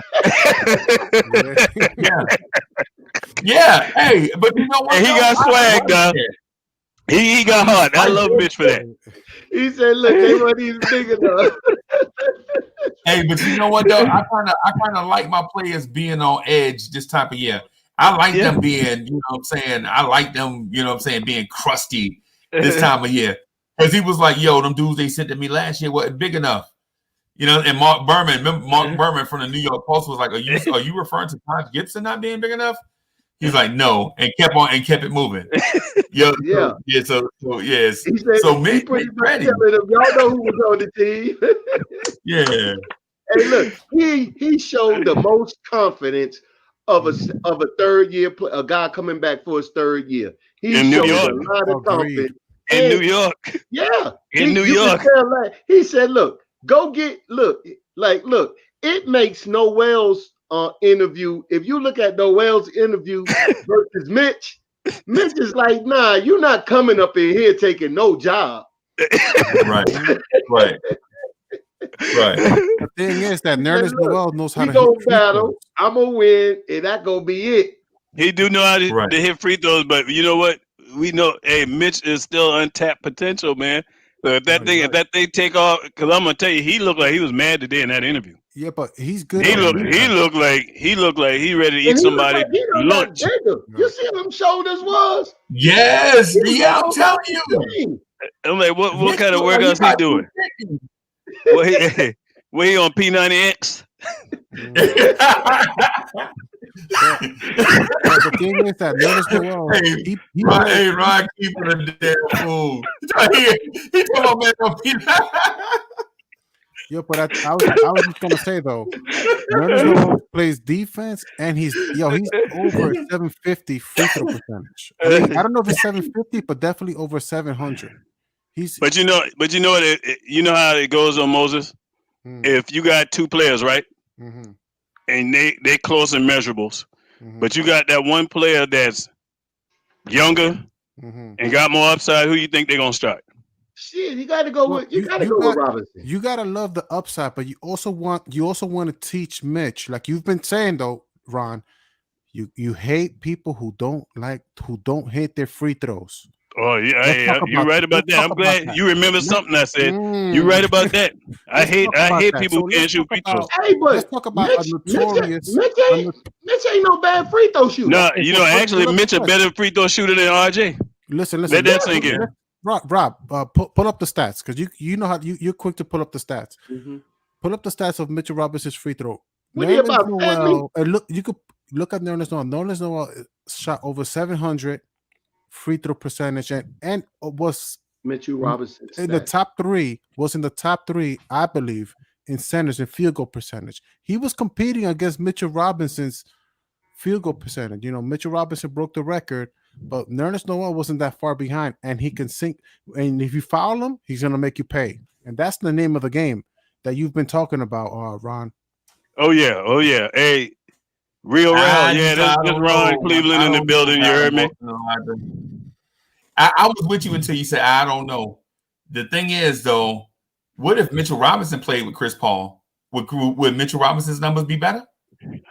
Absolutely. No doubt. Absolutely. All Chris Paul is a coach on the floor. Yes. Big time. I don't think we can look at it in a vacuum. Now, I understand what you're saying because it's a legit argument. But, bro, if Mitchell Robinson was the starting center, I wouldn't compare it to Noel. I would compare it to Steven Adams. Mitchell Robinson's numbers would be closer to Steven Adams because Steven Adams was the starter. You know what I'm saying? You're talking about like 12 points, double-digit rebounds, easy lobs to the basket. You know what I'm saying? I mean, I get it. I just think I think it's like Alvin Harper playing with Troy Aikman, and then Alvin Harper signing that big deal with Tampa. Yeah. It didn't show up. Same, bro. You're right. Hey, look, like Sandy Sharp said, he backed the Brinks truck up to the bank and he put the money in without a gun. Boy, he got paid. Just like that quarterback that Dallas had that year that got them 2 interceptions in the Super Bowl, them 2 pick six of Neil O'Donnell, and got paid and didn't show up after he got that check. So ain't did nothing for the Raiders. Right, I want to keep the subject on Mitchell Robinson's free throw. 56? Yeah. He got 56% from the free throw line. Who? And the second, go ahead. Mitch? Yeah, Mitch. Wow. And it's crazy because he'll have stints where he'll hit 4 in a row. You know what I mean? I thought he was better than that. That got by me. And how many times he got to the line? How many times did Mitch hit a slump late in the season? Remember, Mitch was shooting like high 60s, and then he went in a slump and just missed everything. Yeah, I think that's gonna change with Tibbs though. And Nerlens Noel, he last season shot 75% from the free throw line. I'm gonna tell you the reason why I hate guys that can't shoot free throws, because at some point it's gonna be a close game, and if you can't shoot free throws, that's normally be the undoing for your game. That normally costs you the game. That's why I hate guys that can't shoot free throws. So what are you doing? So who do you start, Mitch or Nerlens Noel? Okay, well, I shouldn't say I hate guys that can't shoot free throws. That's harsh. But y'all get what I'm saying. I went back to Noel's second year. He shot 52% in his second year. Good. Man. But we're talking about right now. You make a good point. If you want to talk about potential and talent, yeah, you may have a good argument. But we're talking about starting for the Knicks right now. Starting for the Knicks, and also you want to teach Mitch. You need to knock down your free throws to be in the floor. But not to chastise you first. If you making them in practice and you making them in the preseason, I'm not going to hold you for what you did last year, because nobody was focused, because you didn't even have a focused coach. You got that right. But the thing is, like, at the same time, look, you want to push. Look, I'm big on. I like defense, but at the same time, if you want to, see, the thing is, how do you say it? I'm very fixated right now. Like they're rather similar players, Nerlens Noel and Mitch, but you want Mitch to take the free throw shooting seriously as early as possible. I don't want him to continue to ignore it, because you want to push him to take those free throws serious. That's why I would consider starting Nerlens Noel. But you know what, Moses, also look at coaching staff and exactly, and that's exactly what I was going to talk about. I think he's going to be better. I think he's going to be better. Now, if you're totally giving me an argument that he's making his free throws in practice okay, now we got a conversation. But looking at last year's stats to the comparing it so far, looking at last year's stats, I'm favoring Nerlens Noel because Well, I know if he but gets if on the everybody floor, got a clean slate, everybody's 0-0. And that's what Tibbs is saying. Everybody got a clean slate. It ain't nothing all about right. what you Yeah, did well, that's a last year. It is about what you're doing in training camp. He says exactly, and I quote, "How you practice will determine how you play, and that's going to determine whether or not you get on the court." Hey, yo, Ron. Hey, the real Rail said, "Is that Ron Cleveland? Is that his voice?" Man. You heard me? They wanted a shout out. Hey, what's up? Hey, hi, how are you? Hey, Yeah, what's man. going Doing just on? fine. Doing just fine. Hey, What salute. Hey, Ron, you were talking about DSJ, Yeah. about his athletic ability. Mm-hmm. In his position, it's all about IQ. Oh yeah, and that's what I was saying. I wasn't talking about. We know that as a point guard, as a position I played, you have to have it here first. All I was saying is athletically, the guy's one of the top I pushed five your point. When I athletic. see that in the chat, I You pushed know what I that mean? for him. That's what I was saying. I wasn't talking about his IQ because if we look at our point guards, the smartest one to me is the guy that's the most polarizing, and that's Frank. Mm-hmm. And he's definitely the best defender, which that's who I would want to start. And the reason why I want him as my starting point guard is because he's going to affect the other team's defense, or other team's offense. It's going to take them longer to get in their sets, which is going to cause a stress level. They're gonna have less time on that clock to take them shots. So that's what I'm saying. Randall averaged more assists than Frank last year. And why is that? Right. How much time on the court was Frank on the court? That's a good point. But Yeah. And then the other, you know what, the other thing too, the thing about assists, and this is probably the most important part, but what we do is we negate it because we just look at the finished number. But an assist is a byproduct of a player making a basket off of somebody's pass. You know what I'm saying? So it's not like a situation where it's you know, you did something creative and then the end result is something that you did. For instance, I legit saw Frank hit guys and guys fumble, like not do anything with the basketball. Or so a lot of that. Or Frank got a hockey assist. So I'm not knocking Frank in that case or making a case for him. What I'm saying in Julius's case, where he catches the ball in the paint and the paint collapses and he kicks it out to a 3-point shooter, defenses generally have a harder time scrambling back out to a shooter than it would say if Frank, you know what I'm saying, got into the paint, threw a lob to Mitch, and Mitch couldn't finish because he got fouled. Right? Mitch will go to the free throw line and make his free throws, but Frank doesn't get an assist. You know what I'm saying? So and not just for Frank, I'm saying that's the case with all the point guards.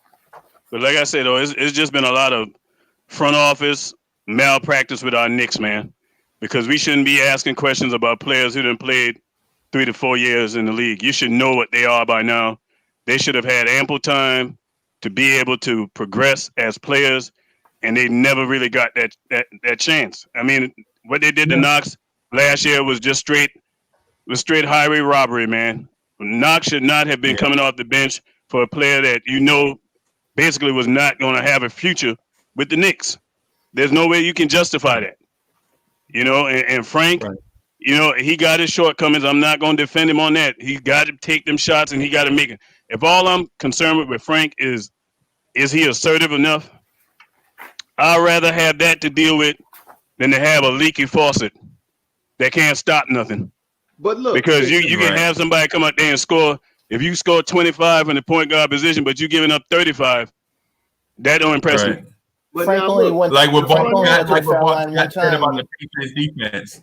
Y'all remember that? What Bart Scott said about the Patriots defense? When the Knicks was like, "Hey Bart, hey Bart, what'd you think about the Patriots defense?" He was like, "Y'all hyped them up, and they couldn't even stop a nosebleed. We on to the next game." And she was like, "Y'all, you looking forward to Pittsburgh? Can't wait." that Jet game. Yeah. So I understand what Ron Cleveland's saying about the defense at point guard, because for years, man, our point guards couldn't stop a. Listen, I keep bringing up the Brandon Jennings giving up 30 points to T.J. McConnell. You know what I'm saying? I'm not knocking T.J. McConnell, but what I'm saying is T.J. McConnell may have had like 4 points, and Brandon Jennings is going to slap the floor like, "Come on, bring it!" And T.J. McConnell went up for like 30 points. Straight on Brandon Jennings, and then hit the game winner over Carmelo. You know what I'm saying? You know, that's why we got to be happy about Leon Rose, man. I can't state at this point enough with him and Tibbs, man. When you got a front office guy that ain't destroying your cap, ain't destroying your picks, and you got a coach that know what he's doing, that breeds success. But what we have had since then, we didn't have no successful stuff because of the front office and the people they was hiring to be coaches. Suppose the front office, when they got Morris and they seen what Morris was doing, and they took Knox minutes, and then over the summer they told Knox, they said, "Look, we know we gave you a raw deal, but we got this pick. But look, this year coming up, we gonna let you go. Do what you gonna do." And then they had that agreement. So now, because Knox, his confidence level in his on media day was kind of different. It was like a swag without telling you I'm swagging. Yeah, he had something going on like that. So he had hair on his face. Oh yeah, too. Yeah, he got hair on his chest. He got the very best. The reason why he got that. The reason why he got that swag is because he got a coaching staff, and he got a guy he's familiar with Kenny Payne being there now. I mean, hey, I think we got the best coaching staff in basketball this year, man. Development on everything. It's one thing that those players now going through bad coaches is one thing that you know. When you recognize, like Jay-Z said, real recognize real, he know he got a real coaching staff now, so the confidence level is okay. I know nobody playing for their jobs. Now, as a player, you know the coach gonna be there.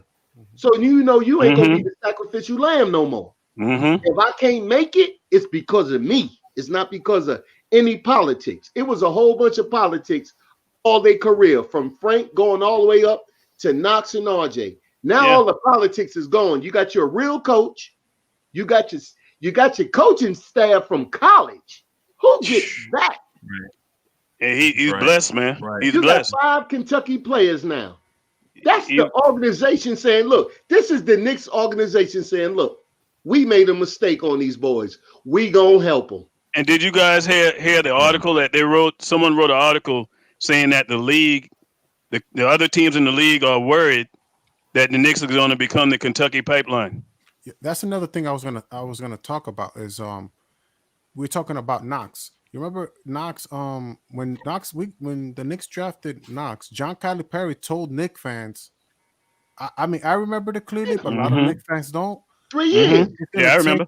It's going to take you at least 2 years, 2 or 3 years. He said and I 3. remember that. He said 3, and I remember that. And so then, now recently he said the same thing. So I don't know. I debate whether we gave him a raw deal with minutes because we drafted him as a project. See, that's the thing about drafting projects. Projects take time. You know, there's always Frank a lot of is a project. Frank got drafted at 18.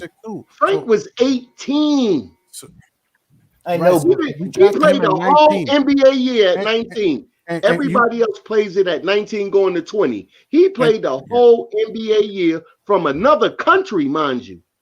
Right. Another thing that Calipari said was you're drafting it's like you're drafting Knox 2 years early, 1 year or 2 years early. Like instead of drafting him in 2020 or 2 years ahead as of a time, junior, you're drafting him now, right? That you're drafting him very early. So he was already projected. So I don't know if we really gave him a raw deal with that Marcus Morris situation and his minutes, because once you're dealing with a young player, you know, we saw how you got any kids? How many times we didn't say how immature? Hey, look, you got any kids? No, I don't got no kids. So Okay, so let me tell you. Let me give you a little story just like this here. Mm-hmm. When you have a newborn, right, Mm-hmm. and the baby is little, you giving them milk. You giving them milk, Mm-hmm. and then you fuck around. Excuse my French, and you give them some sugar Oh, snap. or something, a lollipop, something sweet, something Right. like that. That baby gonna always want something with that sugar. Gonna be looking for it. Mm-hmm. When you let Knox go score 13 points a game and you give him the floor, and then the next year you come right back around and you take that away, you taking my sugar. Mm-hmm. That's what the Knicks did to Knox. You cut It's his, like, cut his you know minutes what it in was. half. He was on Exactly. the way. Yep. Exactly. He was on You're the way right. up. You're right. Cut in half. And you know you can equate it to another illustration. It's like you having a dog that the whole time you had that dog just running loose, and then now you say, "Oh, I'm gonna put a chain on you." Mm. Yep. Same analogy. Now, I want to talk about that small forward position because you spoke about yesterday Maurice Harkless and how he was in front of Knox and he shouldn't have. Now the thing is though, is that yes, he did. To your point about the 13 points about Kevin Knox, you make a valid point. But second season, you know, we talk defense with the Knicks. We talk so Mo Harkless is known to be a better defender for the Portland Trailblazers when he was with the Blazers, and then he signed with the Clippers. So I believe it's possible that the front office said, "Listen, we know he can score 13, but we're gonna have to have somebody in front of him. He's gonna have to prove himself. He proved himself with the 13 points. We know he can score. How can I said we need to push him on the defensive side?" Just like we need to make sure that he can defend because that's a hard question all day today. Who can play the three? Who could defend the three? It's one of the biggest conversations now, and I think that the Knicks were ahead of, sort of aware of that situation. And since Maurice Harkless was the better player, the best player they could possibly get, they said, you know what, let's get a Maurice Harkless. We got to push Knox to improve on the defensive But they end. was If not, wrong we're if gonna they get thought killed. that. They was wrong if they thought that. Let me tell you why they was wrong. Because when you blew up the whole situation and you told the fans and everything that we were starting from new, you don't put people in front of your rookies because you done told everybody this is what you're doing. So now I agree. there's no need to panic. Everybody was ready for the Knicks to fail. But what we wanted to see is who you drafted. We didn't want to see nobody come in, no journeyman. That's why journeymen always sign with the Knicks because they looked at it like this here. They said, well, they got a bunch of rookies over there. We could take their spot. So And the now front they office put him gonna let over them. there, and now you got confusion, especially with bad coaching. Especially with bad coaching. And that's what we had.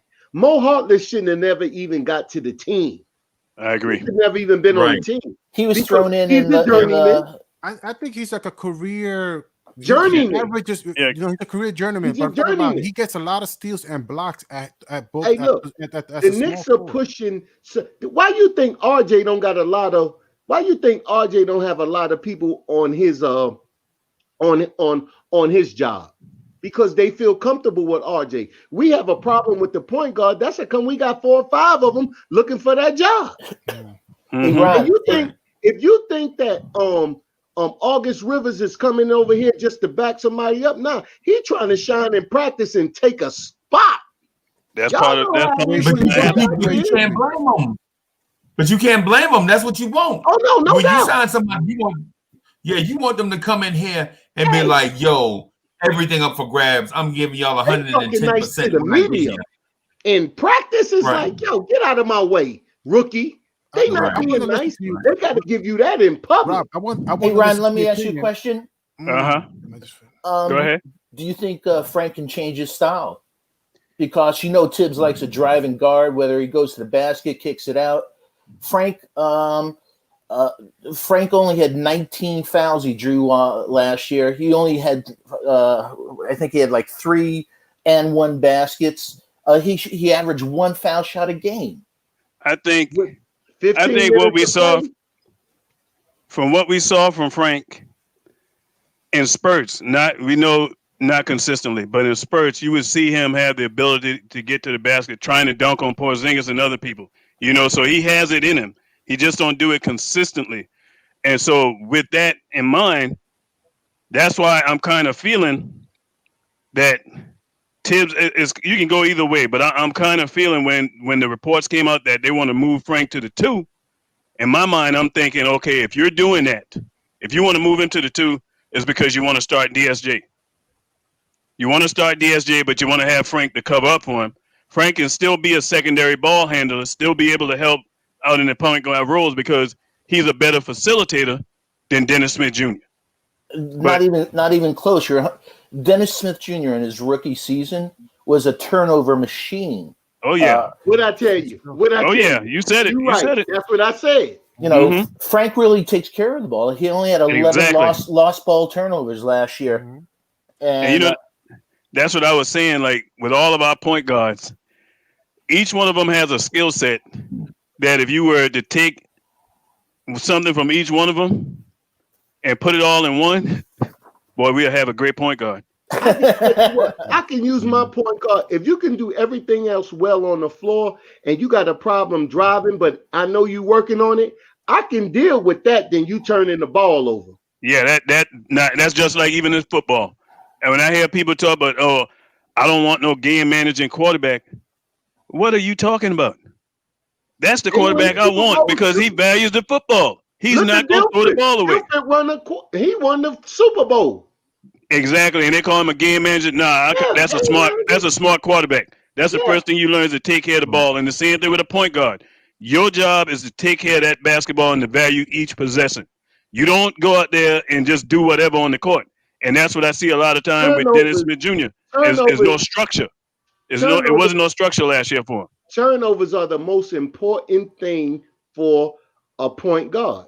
I don't care whatever else you don't do well. What counts more against you is turning the ball over. That's why when Frank is on the floor, his plus ratio is always up because he doesn't turn the ball over all the time. He just needs to get more aggressive. And then somebody else, exactly. He may give up the ball too early. That's Frank's thing.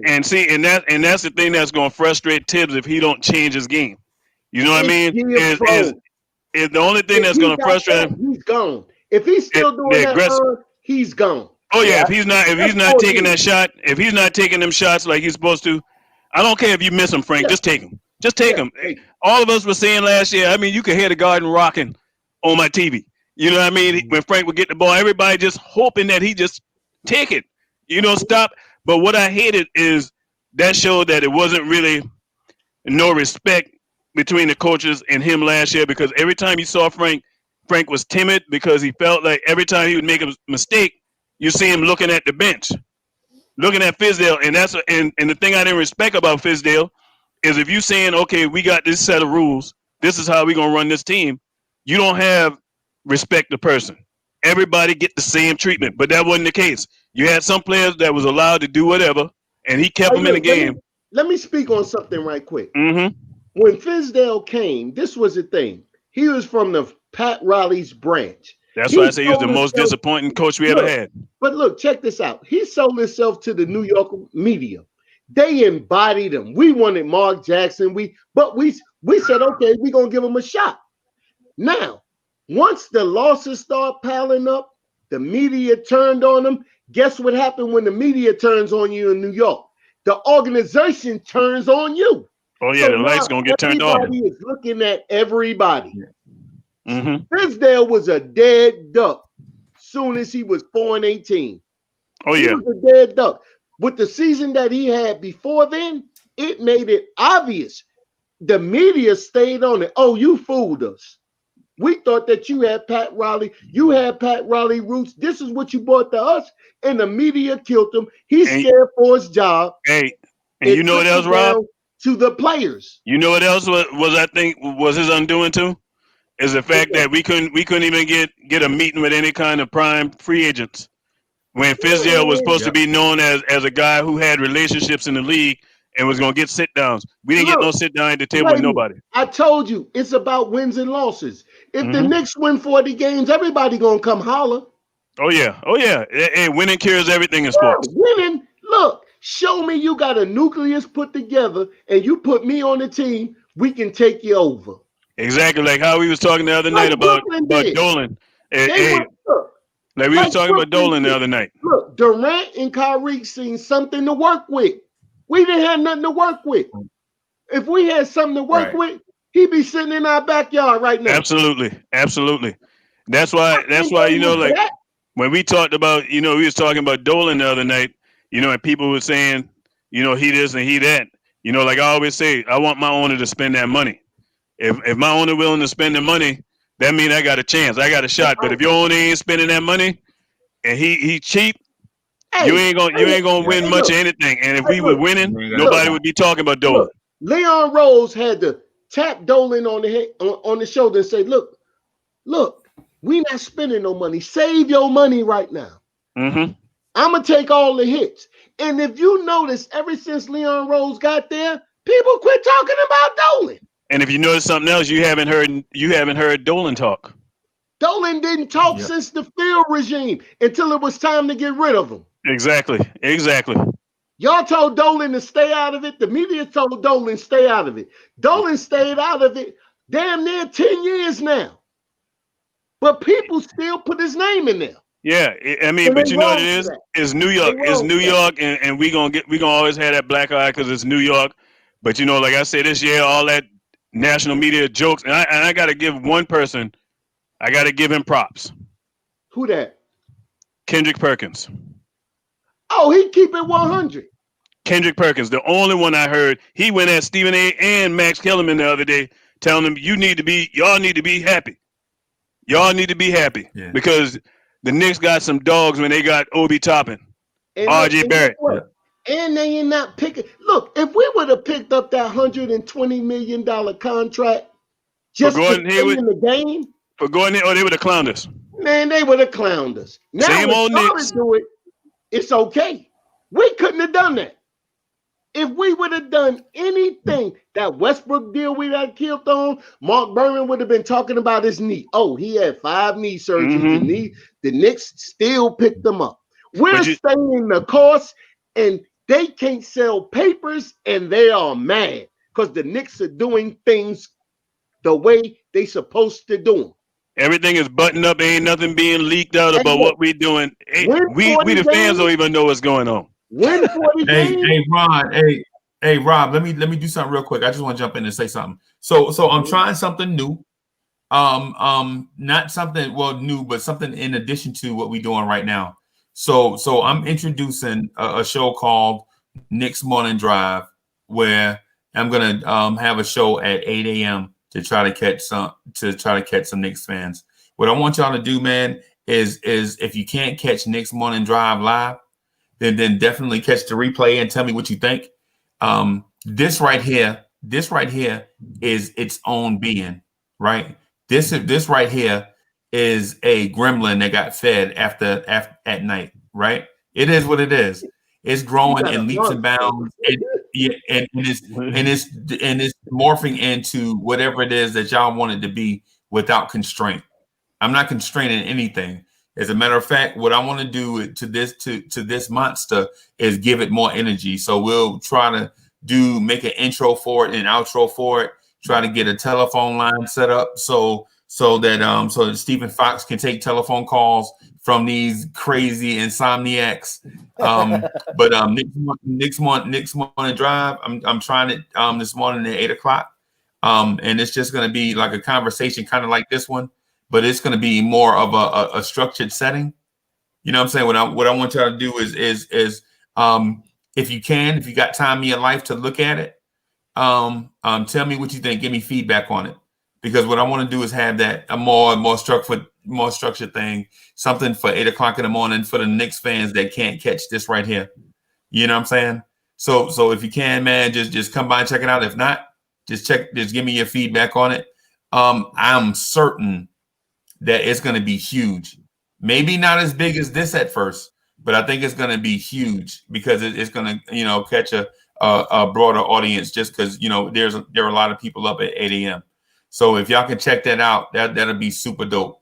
And the reason why I want to tell y'all that is because it's not to replace this.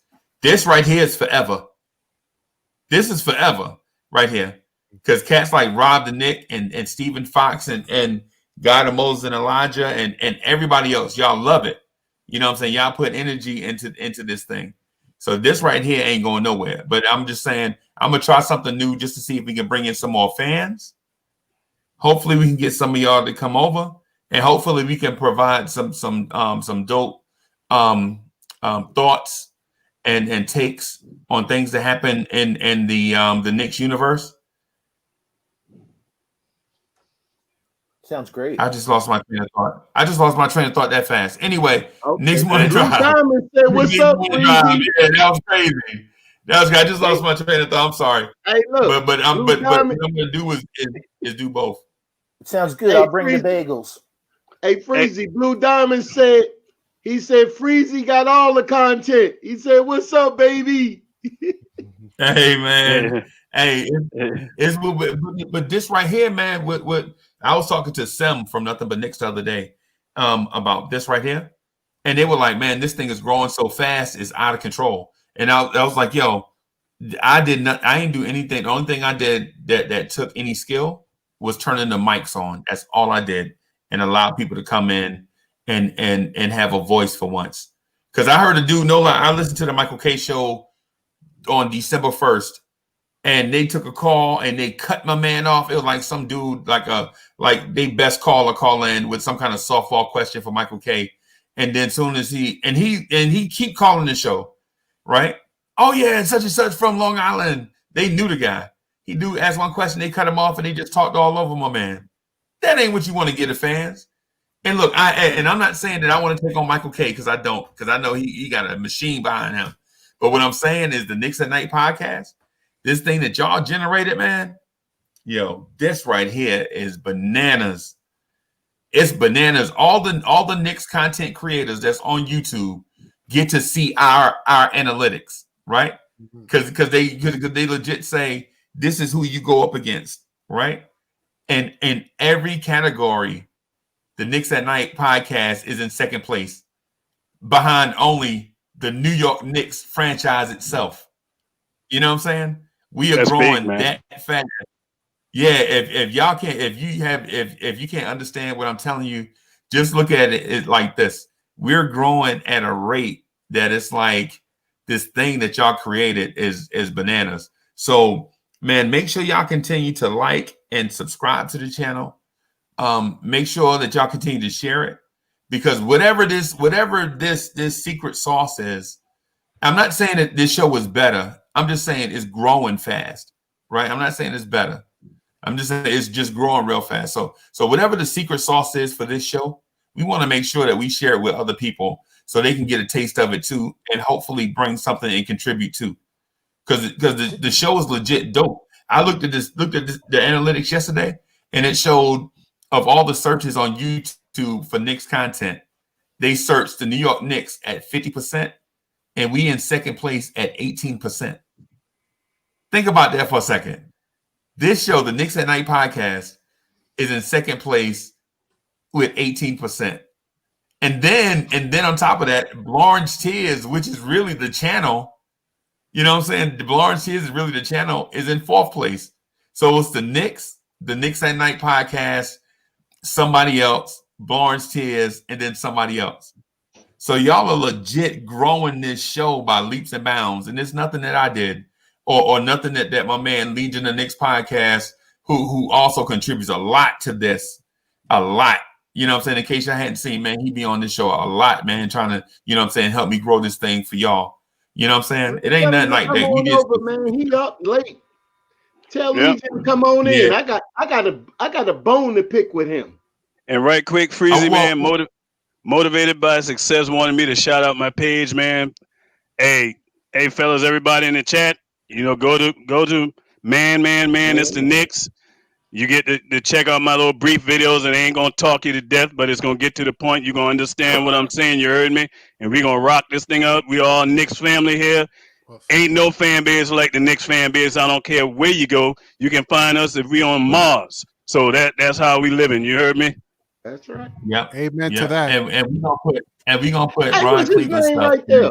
What's your name, buddy? Hey, amen to that.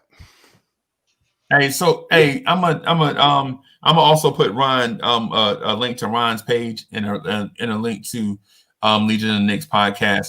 in the thing. The reason why we do it is because we want to make sure, in a selfish way, of course, we want to grow all these channels, but in an unselfish way, we want to make sure that the Knicks, like 50% of the people on YouTube search for the New York Knicks.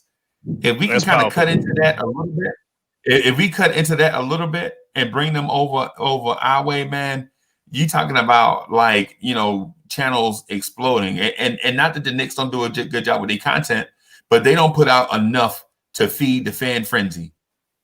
We feed the fan frenzy. Legion of the Knicks podcast feeds the fan frenzy. You know what I'm saying? Ryan Cleveland feed the fan frenzy. You know what I'm saying? Because we make ourselves available to have these type of conversations, and we don't cut y'all off, and we let y'all go for what y'all know.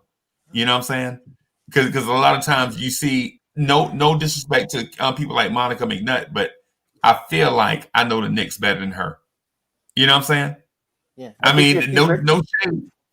You know what I'm saying? No shade, but I've been a Knicks fan for the longest. I just feel like I'm not suffering, man. Yeah. I think the secret to your success. I think the secret to your success is real. Is that the other programs it's scripted? They're asking they're company people, so they're not asking the tough questions. When we're going, and like you said, the slates, we love our team, we love our players, we want them to be the best they can be. But when we see, because we're old school and seeing them doing things, we're saying, hey, man, how are you doing? Randall had 60 of those spin move turnovers last year. So how many people are going to be saying, how does he do that? And secondly, how does the coach let him do it after the third time? True. You won't hear that on any other show. Yeah. And so the thing too is for one, first I want to correct Steven. Listen, man, Steven, listen. This is not my joint. I keep saying that. This is our joint.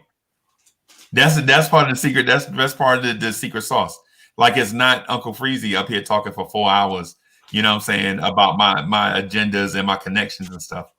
It's because I can say something like, I can say Rob the Knick is wrong about what he's saying about RJ Barrett. You know what I'm saying? And Rob could be like, man, y'all always talk RJ Barrett. And I ain't offended by that. Y'all go to his wedding without it. Y'all even know it. I got a question for y'all fellas though. Seriously, y'all go help at the wedding. Seriously, I got a question for y'all, and everybody in the chat too as well about our Knicks. How do you guys view the current state of our Knicks? Steve Fox, you go first. I think it's been such a huge change, like you said. All of us old school, from McDyess, all the crazy trades, Isaiah, Eddie Curry, all these things that broke our heart. We're finally, that sometimes the best move is the move you don't make. And that's what we've been seeing now, that we're not paying the Haywoods. We're not paying other guys, that'll leave, let's get Dennis Schroeder. Well, unless you get him in a long-term deal, get him for 1 year and then he'll leave us. So we're making intelligent moves. We're, building a foundation of youth. When you look at the 2021 free agents, most of them are 30 plus and they're past their prime. I love Kawhi. I have a lot of respect for him, but he has a lot of miles on those tires. And, the last thing I want is some guys that are past their prime coming here. If we can't get a free agent, Malik Beasley, forget about all the off the court stuff. The kid's 23. He's coming into his prime. Those are the type of guys we want to bring in. Hey, you my man. Preach. Keep on. Keep on preaching. Keep on preaching. Yeah. So I love the direction. Bringing in a Tibbs, bringing in this development staff that all of us. I've always said to people, I love when you go to a Knick game, when you see somebody, you hear the crowd say, "What are you doing with that shot?" You hear the crowd, the knowledge, the students, and those are the things that, somebody goes baseline. What are you doing? You're going to get trapped, and all of those things that a lot of other fans in other cities don't have the way we look at the game. Boxing out, all of the fundamentals. Watching some of the tape that Sim did a Coach's Corner today with Obi. I saw it. It was beautiful. It was beautiful. But some of the most beautiful things was a bounce pass. Some of the classic things, the point guard waited that extra second, hit him with a bounce pass, and boom. But I will say this about Obi. Everyone's talking about his lateral speed and everything. The dude is explosive. If he gets that ball in the paint, he's either going to dunk it or he's going to get fouled. I tell you, and everybody's saying, well, he's going against NBA players today. Bullshit. He's going to dunk on your ass. I tell you what, he's faster than what I thought, because the tape that Sim had today wasn't a lot of what you saw draft day. Like, they were quick to keep showing the dunk between the leg, but they weren't showing the other stuff, or they showed a little one where he was on the post.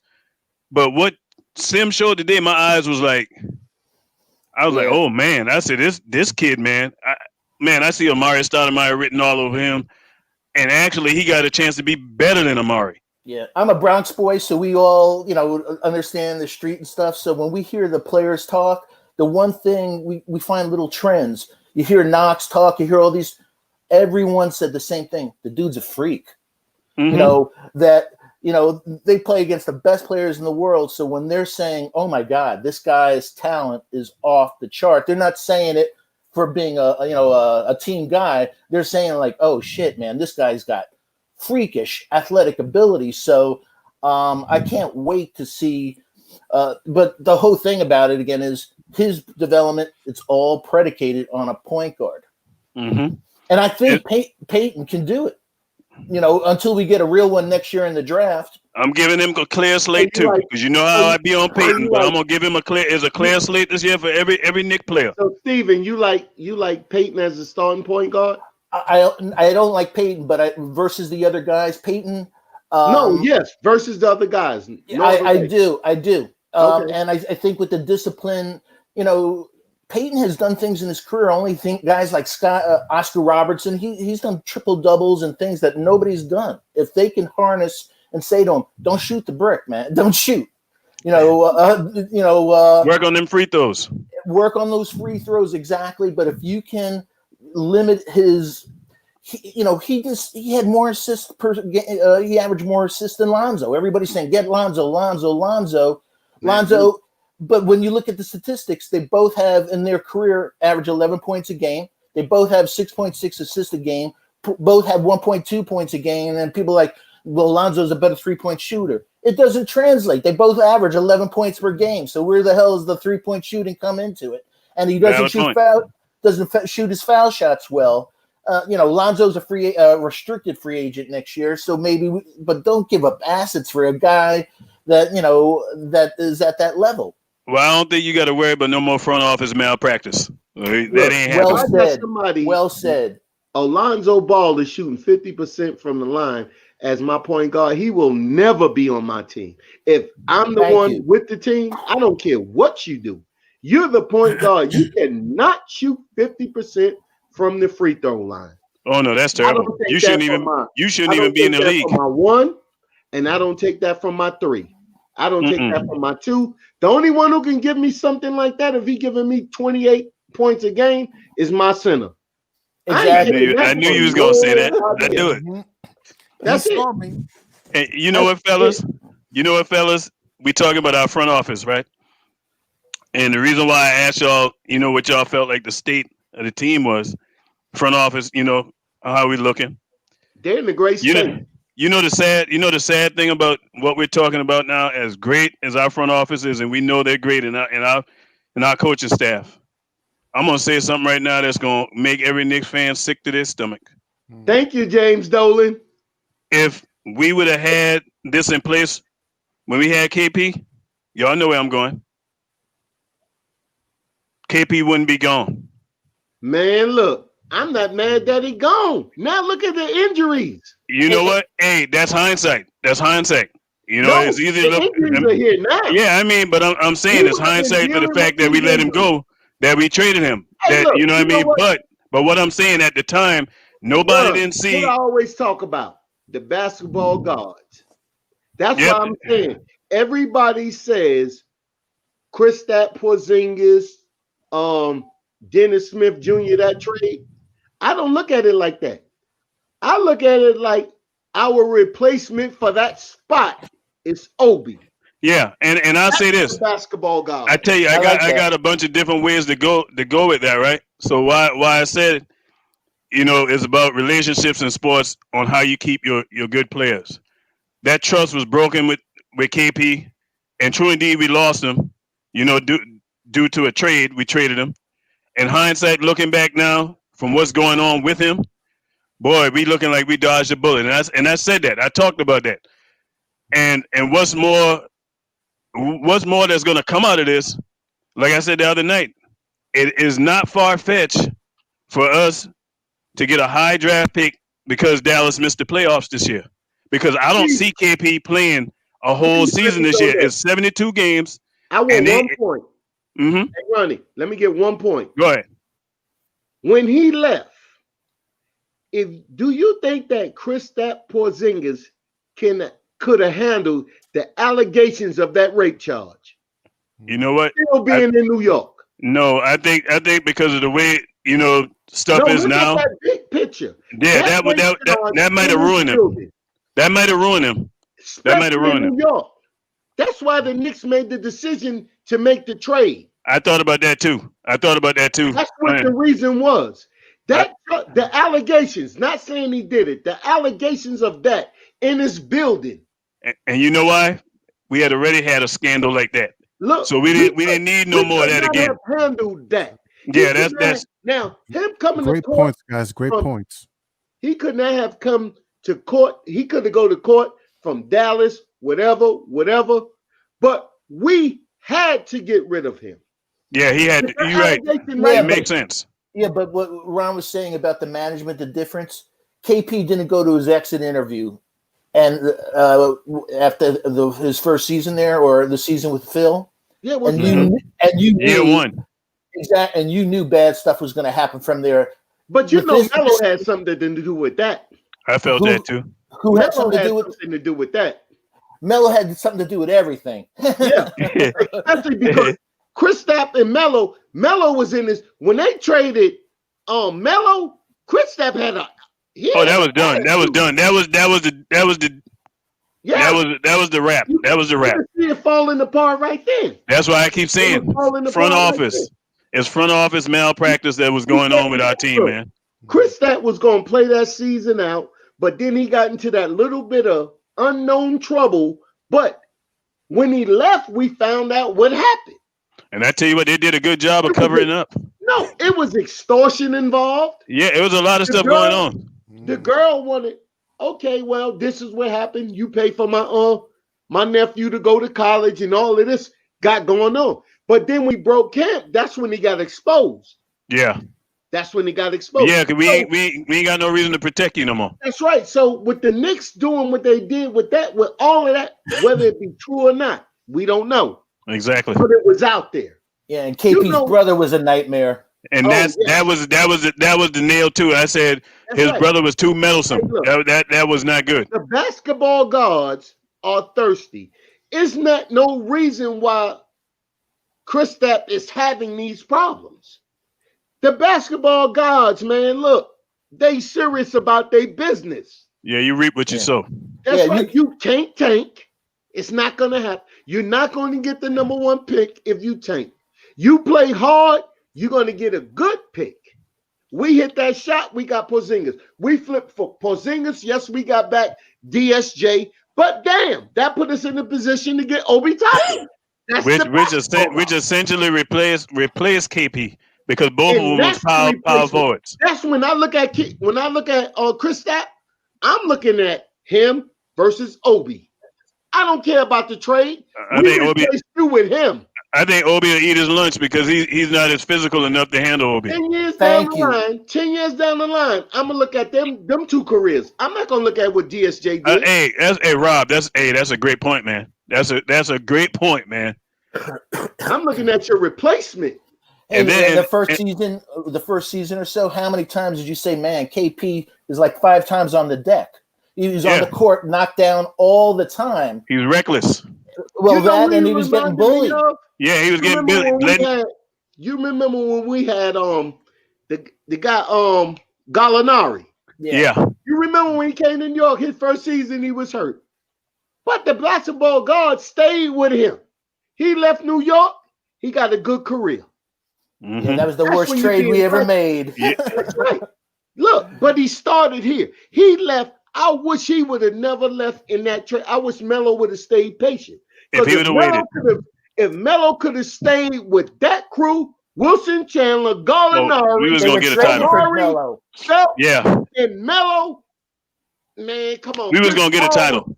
We were gonna be Golden State before Golden State. Chris Paul was coming. Yeah, But we took that money and we got Chandler instead, and then they fired Ernie Grunfeld when Dolan found out that he had a chance to get Chris Paul, and you gave me Chandler. It was going to be Melo, Amari, and Paul. Yeah, you remember they had the drink at the wedding. At the right wedding. Right in NYC. Yep. And look, if you go back further than that, when they signed Amari for that $100 million, when he was walking down on 47th Street in Broadway, and he said, "Look, I'm gonna get Melo here. It was already done. That was right after the Kevin Garnett thing. This was that was gonna be next, and then it was gonna be LeBron but Melo took the money. Yeah, Melo was supposed to be Chris Paul's spot. He took that extra year on this deal. All of them was supposed to be a free agent at the same time. No, he forced his way. Yeah, and then from Denver to New York. Yeah, but we should have let him go to Jersey and kept that mob rocking, because Amari was scoring 28 a game. We was 11 games over 500. Matter of fact, Amari had a stretch. We would have got him for free. Amari had a stretch of, I think, 4 or 5 straight 30-plus games, 30-point games. Just like Kristaps did. Yeah, Felton wasn't pretty, but he got in the rhythm with the guys. Look, Isaiah Thomas. You're right. Everybody give Isaiah Thomas shit, but look at who he drafted. Lindsey Hunter stayed in the league 17 years. Stoudemire. Chandler, David Lee, Chandler from Nate DePaul. Robinson. Look, Marcus Camby. Marcus Camby. He drafted Marcus Camby. Shannon Fry and Stoudemire. David Stoudemire. Got an eye for Trevor Ariza. Yeah. You're right. You're right. He can draft talent. And those are the people that look. When I look at James Dolan and I see them people that he put in there, it was never somebody. Yeah, I didn't like what happened with that Marbury and Isaiah thing. Yeah, that was a bunch of mess. Yeah, Larry Brown too. As far as basketball was concerned, look, Isaiah wasn't a bad dude on basketball knowledge. He was not. He done outside of basketball, dumb mistakes that cost the Knicks. But look, Dolan stand behind his people. That's why when that happened with Oakley, I'm like, look, I'm looking at the big picture. I see you pushing the police. I see you pushing fans, and you just can't leave respectably. You showing yourself like that. I didn't like how Oakley did that. Yeah, I didn't like that because you could have been like, hey, let's go talk behind closed doors. You know, we ain't got to make no scene. Yeah, but it was a big scene made. And you when you start putting your hand on people, it's the same thing I say with a woman. If you're in a relationship with a woman, right? Once a man put his hand on a woman and you start hitting that woman, that relationship is done. It's done. And when he did that, I was like, oh man. This ain't gonna be pretty.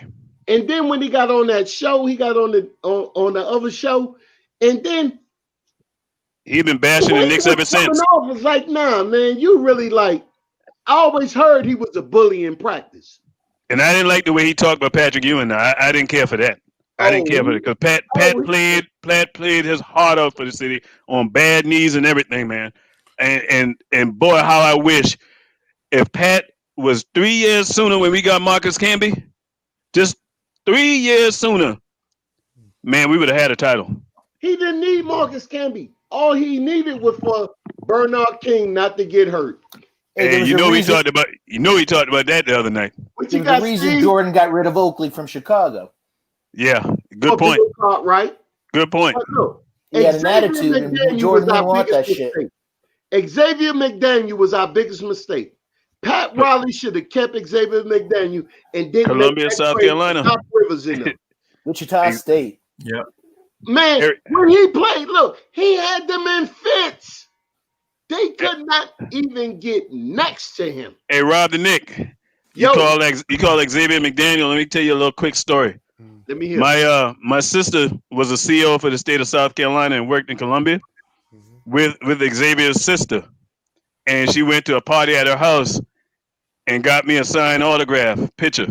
Wow! Right now, Xavier McDaniel. Look, he's one of my favorite Knicks that left. X-Man. I was thinking after Detroit won theirs, we was next. Oh yeah, it was the cards was lined up perfectly. Look, I mean, they were. We beat Chicago in the series. That was one. When we came back to do it again, they changed everything. Oh, them Jordan rules. When them Jordan rules came out, that was the wrap. Steve, do you remember when we went up against when Darryl Walker and we went up against Detroit? Yeah. And Isaiah scored like he done like the Reggie Miller. He done the Reggie Miller. But Bernard King was too awesome. They had on Sports Illustrated, they had 4 kings with the crown on. Man, Larry Bird said, man, I ain't never seen nobody give us the business like that. He averaged 44 a game in 7 games. Yeah, I say to the kids today, you have no idea how great they don't know. It's like, it's like unstoppable. Hey, look, when like Freezy was saying the other day, it's hard to call somebody the best when you know the history of basketball. Exactly. Right. When you had the opportunity to actually see these guys, not on tape, you actually saw these guys play. And it's the same thing like man, we was talking the other day, Steve. I don't know if you heard us talking about it. Yeah, I'm faithful, man. I've been listening. Lynn, man, you need to come in there. Look, you need to come into the chat more. Steve, everybody, Lynn Bias. That's your boy. Boy. That was a tragedy of tragedies. Now look, Lynn Bias was nice. He was nice in college, but he never made it. It's like, look, you can look at him and you can say, okay, yeah, this is what happened, that would have happened. But like, I look at him like this here. My boy Walter Berry from St. John's, I look at him the same. Berry. Nah, Walter Berry was no Lynn Bias. No, I'm just, hey, look, he dropped 30 on him. To me, Lynn Bias is the best power forward that I ever seen play the game of basketball, period, man. Look, I remember him from Maryland. I know how explosive he can be. But look, his mid-range wasn't real good. Not at that time. He was a kid. Okay, so that's what we got to look at him at. You talking about where he was going to be. Hey, but Len was so good that Bird was going to retire because he knew Len was coming. Bird said he was going. Bird said he would go. He said he was going to go to the bench. So his career would have lasted another 3 years if Lynn Bias was there. Exactly. And you know that team would have ended up winning. Lewis too. And that's why. And that's why I said everybody talks about Jordan, and rightfully so. But I always say if Lynn Bias would have lived, Jordan would not have had 6 rings. I don't think. No way. I agree. No way. Because not only did they have Lynn Bias, who was a stud, they had a young Reggie Lewis. That was another tragedy. And didn't have a. And you know who else they had? They had so a couple of names that we forgot, but they also had John Bagley and Sherman Douglas. I don't know if you remember Sherman. Yeah, I remember. Syracuse. But not only that, they had a young Danny Ainge, the sniper. Danny Ainge, McHale. No, they had your boy Jerry Shitstain. Shitstain. and we know he's talking about Shitstain. I remember Fred Roberts. Remember Fred Roberts, right? Yeah. Number 40. He looked like Herman Monster. Yep. And they had Dennis Johnson, the steady point guard that valued the basketball, didn't turn the ball over. Dennis Johnson was an old Rondo. But exactly, he was steady. He didn't turn. He valued the basketball. He did not turn the ball. But if you left him open, he was gonna make you pay. But he wasn't a natural point guard though. Remember when they played in Seattle? Remember in Seattle when they had it was Dennis Johnson and Downtown Freddie Brown. And oh man, boy, you went back. No, it wasn't no Downtown Freddie Brown. It was Cedric Maxwell. Oh, They did have I'm Cedric. talking about Seattle. No, I'm talking about in Seattle before he got traded. Oh, you talking okay. about I'm talking before? about Okay. Yeah, before because remember he played the 2 guard in Seattle, and then he went to Boston and started playing point guard. But I tell you, and the thing is, when you look at the way that team was set up, they were set up for success because they was transitioning to that was going to be Lynn Byers and Reggie Lewis at the forefront with McHale. Bird was going to come off that bench. You was going to put Lynn Byers as the power forward? Oh yeah, I would have had to. He was only 6'8". Yeah, but that body, man, he was big. He played bigger than his size. Man, look, I done seen now. Look, I seen his good games, and I done seen him get torched. I done seen him get torched. Hey, the best of them do. Ask Jordan about Lynn Byers. Man, look, in college. Hey, look, you can ask Jordan about Allen Houston. He dropped 24 on Jordan in the quarter. You know who else? When we talk about ball players, man, you know who was another person that Jordan couldn't stand playing against him? Or Joe Dumas.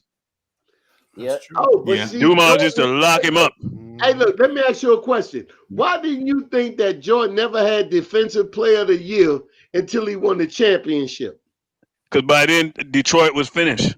No, because everybody was eating his ass up, but you get extra accolades when you win a championship. Yeah, you're right about that. Scottie Pippen next to you don't hurt either. Oh, you got that right. Look, he shouldn't have been one of the 50 best. And Dennis Rodman. Yeah. And Man, Dennis Rodman. look. Don't forget Dennis Rodman, too. Hey, look. Scottie Pippen should not have been one of the 50 best. It wasn't even close. Hey, I gotta disagree with you, Rob, on that one, man. Disagree, man, all around. Look, I got to. You know what's a minute for me, Scottie Pippen, because I always had a question about him. Was it Jordan? Was the year Jordan retired and he almost took him there? When thanks to the rep, they gave us that phantom call, call in the Garden to get us to the finals that year. And Scottie Pippen should have been. Armani the Great said, how can he get into the chat? Scottie Pippen should have been the MVP that year. Okay. Because nobody saw Scottie Pippen doing that with the Bulls after Jordan left that year. Scottie Pippen is a bum. Come on now. Hey, Rob, come on now. A bum. Come on, man. He made some questionable decisions about not, staying on the bench, not wanting to go in the game. Yeah, he did some idiotic stuff. And that was all before. Don't you know that they put him in? That all 50th game was what? That was 1990. He only played 4 years in the league. How he was one of the 50 best 4 years in? You know why? Because of that defense. Right. No. That defense he was elite, man. No. You don't think Scottie was an elite defender? Man, he took Bernard King's spot. Yeah, but they showed us the blueprint. Averaged 15 points a game, 4 assists, shot 45% from the field, and he's one of the 50 best. Man, come on. They only gave that shit to him because Jordan said, excuse my friend, Jordan even said in his book, he said, look, I'm a wolf by myself. Scottie is a wolf with a bunch of wolves. That's why when Jordan left, he was at the game that Kukoc hit the shot. They just had that little thing 3 years ago at the Olympics when you jumped on him together. But now it's time for you to jump. And guess what? The basketball god said what? Kukoc hit the shot. Jordan came back. He won 3 rings with goddamn Kukoc too. Yeah, the thing that broke better player than Scottie Pippen. That was the way though. That was the beginning and the end of that team. No, you know what? It wasn't the beginning of the end. This is when basketball economics come involved. It cost too much money to win a championship. They was paying Jordan $25 million a year. Then it went up to 30. Yeah, but you remember Jordan was one of the most underpaid players. Jordan didn't start getting paid till his last 3 years in Chicago. Jerry Krause said, look, no more of this. We'll lose now because They made their money. That's right. So then that's what I'm talking about, the economics of basketball, the media, and everything involved. Because when Jordan was playing, look, Steve, let me ask you a question. Let Steve answer this question. You remember Dr. J? Of course. I saw Dr. J in the Comac Arena for the ABA. Okay. All right. Wow. Now, look, have they ever chased Dr. J down for a ring? Oh, he don't got no ring. Did you ever hear that in his whole career? Not really. Not really, man. No, this is what you heard. Check it out. That's when Moses said. Hey, Black Andy is in the building. What's good, Andy? Andy, what's good? You on your way to work, or are you just up early? Man, hey fellas, I'm gonna have to get to that bed, man. It's been a rough week. Yeah, man. But I enjoyed this, man. Let me make this I don't point blame you. before you leave. Yeah. Okay. Now, they never, when Doc was needing his ring, oh, let's get a ring for Doc. Ooh, we got to get Dr. J a ring. Moses Malone came. Yeah. He got his ring. It was just one. Hey, I was happy for Doc for that. See, now you're gonna keep me up. Now, hey, now I'm gonna tell you, Doc. He had the Doc, ABA ring. No. We ain't gonna stay on that. I got another point. So now you get past that. Now Jordan get to the league. He flying through the basket. He doing everything, two hands, reverse dunks, everything.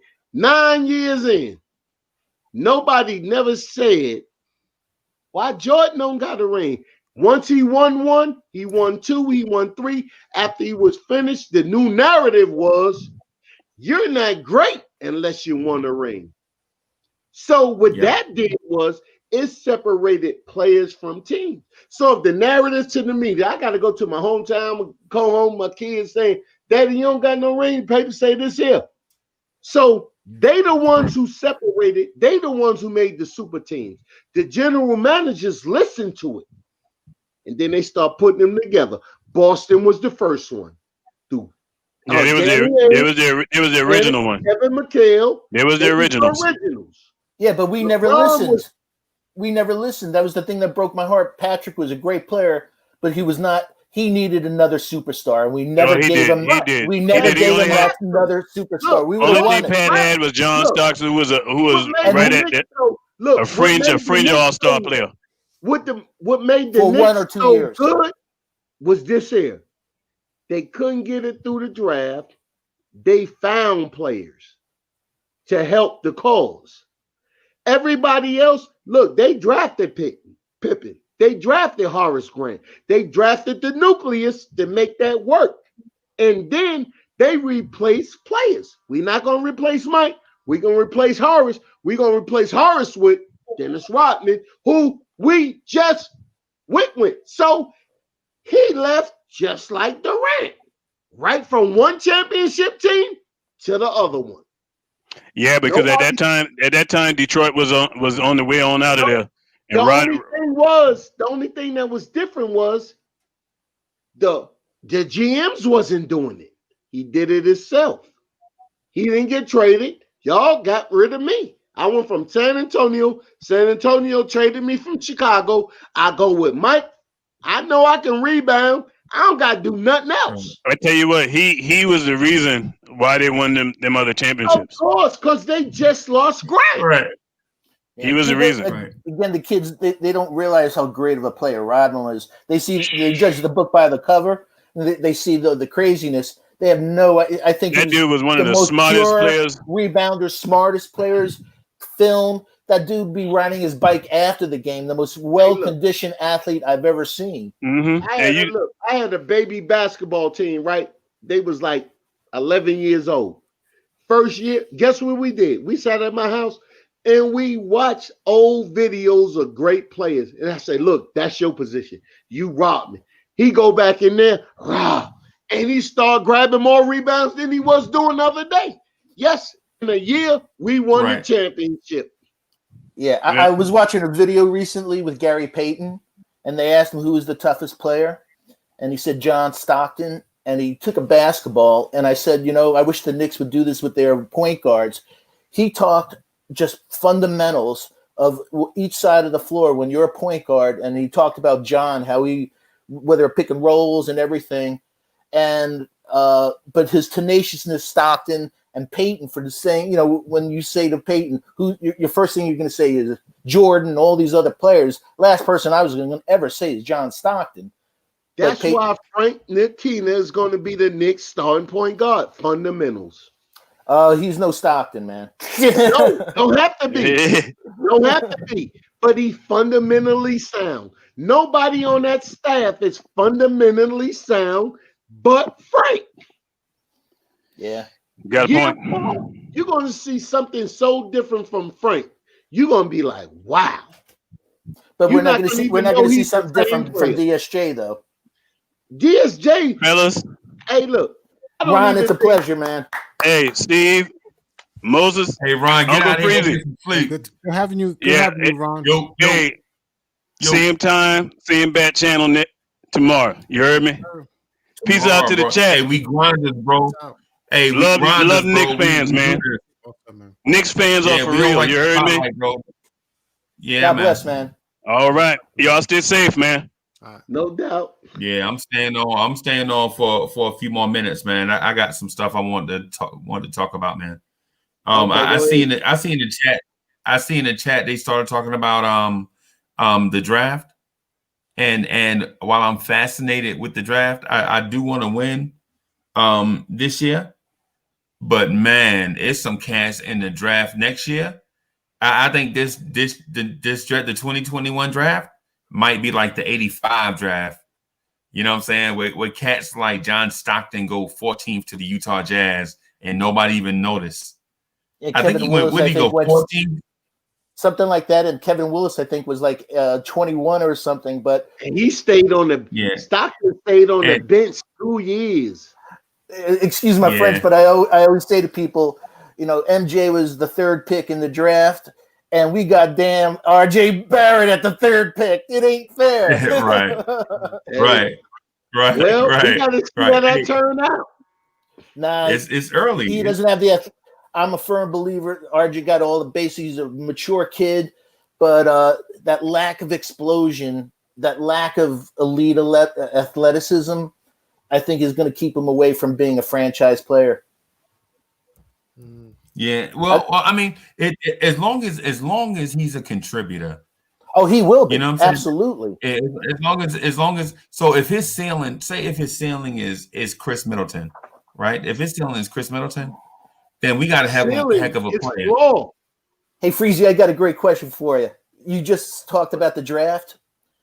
Right. Like you said, there's potential generational players in this draft coming up.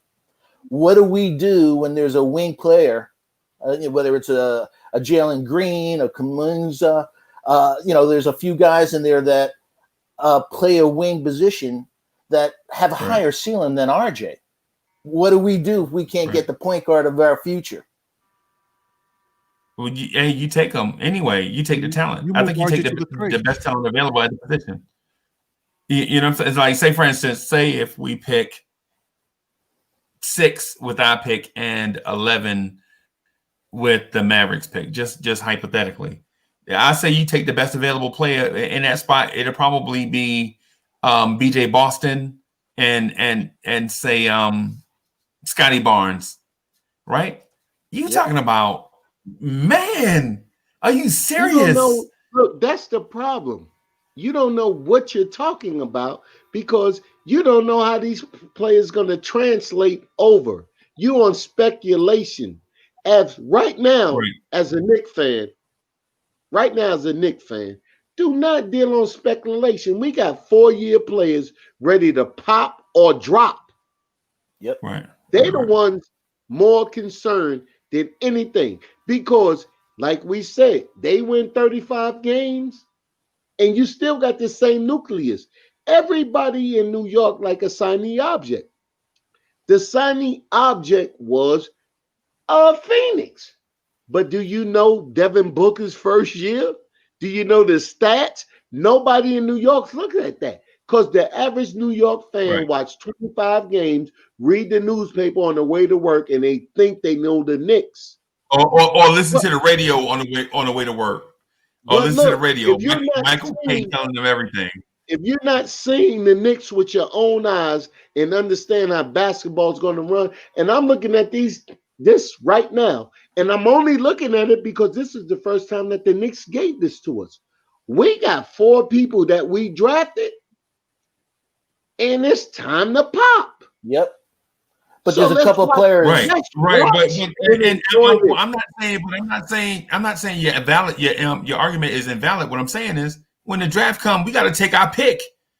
You know what I'm saying? Look, when our draft comes, we got to take our picks. We can't say no. I don't want to speculate. You know what I'm saying? Because we don't know. Our pick will be We got to take our dictated on our wins and losses. Cade's gonna transfer. Now, I You can see the understand skills, man. that. I understand that, but I still feel comfortable. We win I still 30 feel to comfortable 40 games. Hey, look, if we win 30 to 40 games, we already got 2 first-round picks, right? Now, if we wanted to trade up to get that guy or try to get that guy, we can. But let's put us, if we want to sacrifice 2 draft first-round picks, because that's what we can do this year without even tanking. We can sacrifice 2 first-round picks to get up there in that round in the top 10. Any team from 7 to 10, we giving them 2, they're going to take that. So that's fine with me because then we will set a foundation for the future. That's what the whole rebuild was all about. Setting a foundation, generational wealth. Exactly. That's what we're doing. Generational wealth. Right now, we got the money. We didn't get Westbrook. Oh my God, I'm glad we didn't do that. Oh, me too, man. Me too. Look, I'd rather go look. I stay in North Carolina. I go to Charlotte. I go to Atlanta to watch our games. Right. You know, everybody on this podcast is like, look, Freezy somewhere. Look, dude in New York, right? Yep. Right. All right. So this is what makes it work. You know, I go to a Charlotte game. I go over there and I check it out. I'm gonna go check out whenever the vaccine get out there. I'm back on my track again. Right. You know, right. But the thing is this here: we drafted these players. Don't trade them. Play them. Let's see what happens. We win 30 games, 35 games. A free agent is looking like, well, damn. Rob, don't start that. Rob, don't start. No, free agents ain't coming here.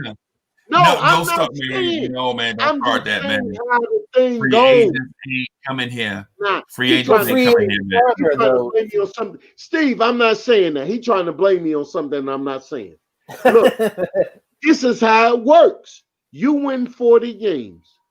You got 3 people that your nucleus. The New York Knicks need to build a nucleus. Yep. Nothing else counts. Build our nucleus, and we play. We win 40 games. We go into free agency with money. We're scouting, not you. We're scouting what we need.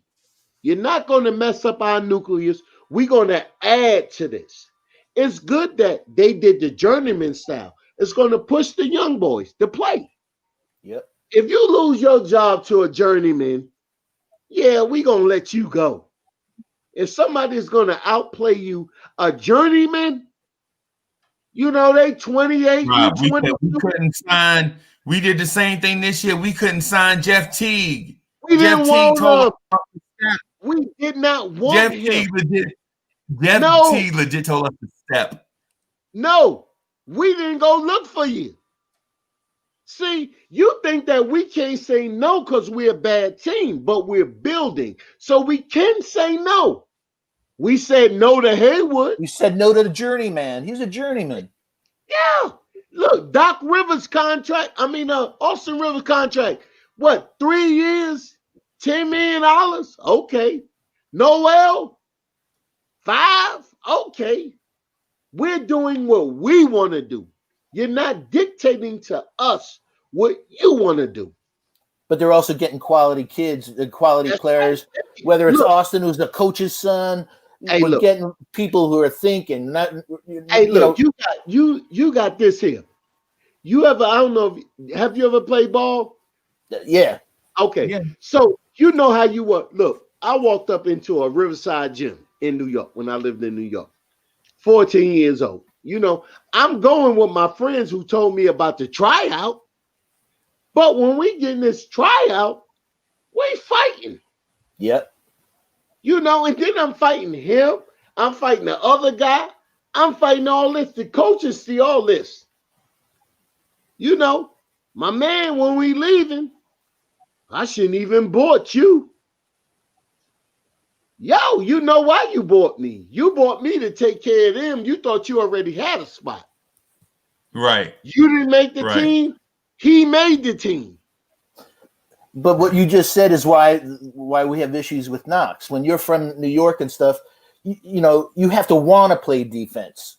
You know, with DSJ, his first season with Dallas, he played like 60 something games. He had three offensive fouls he took.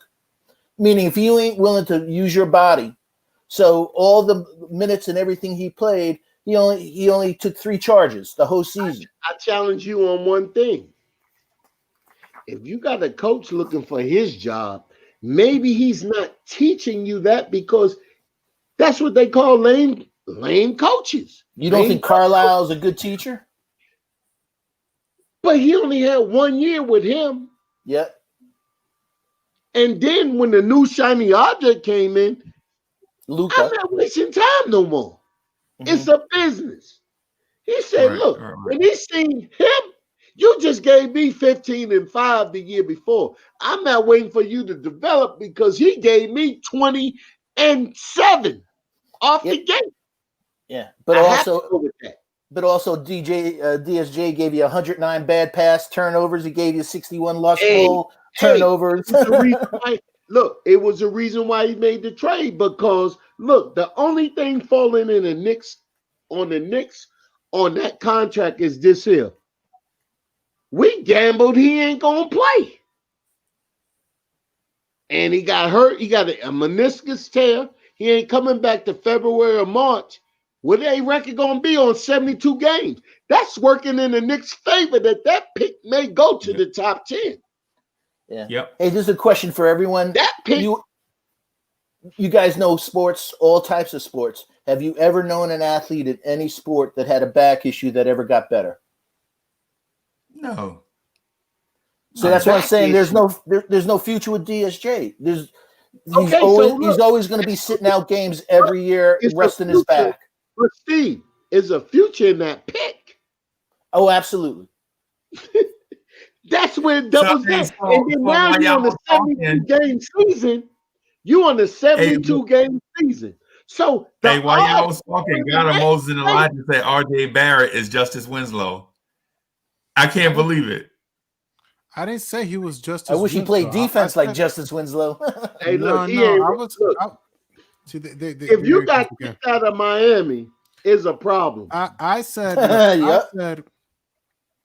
that Justice Winslow was named the Miami Heat point guard in 2018.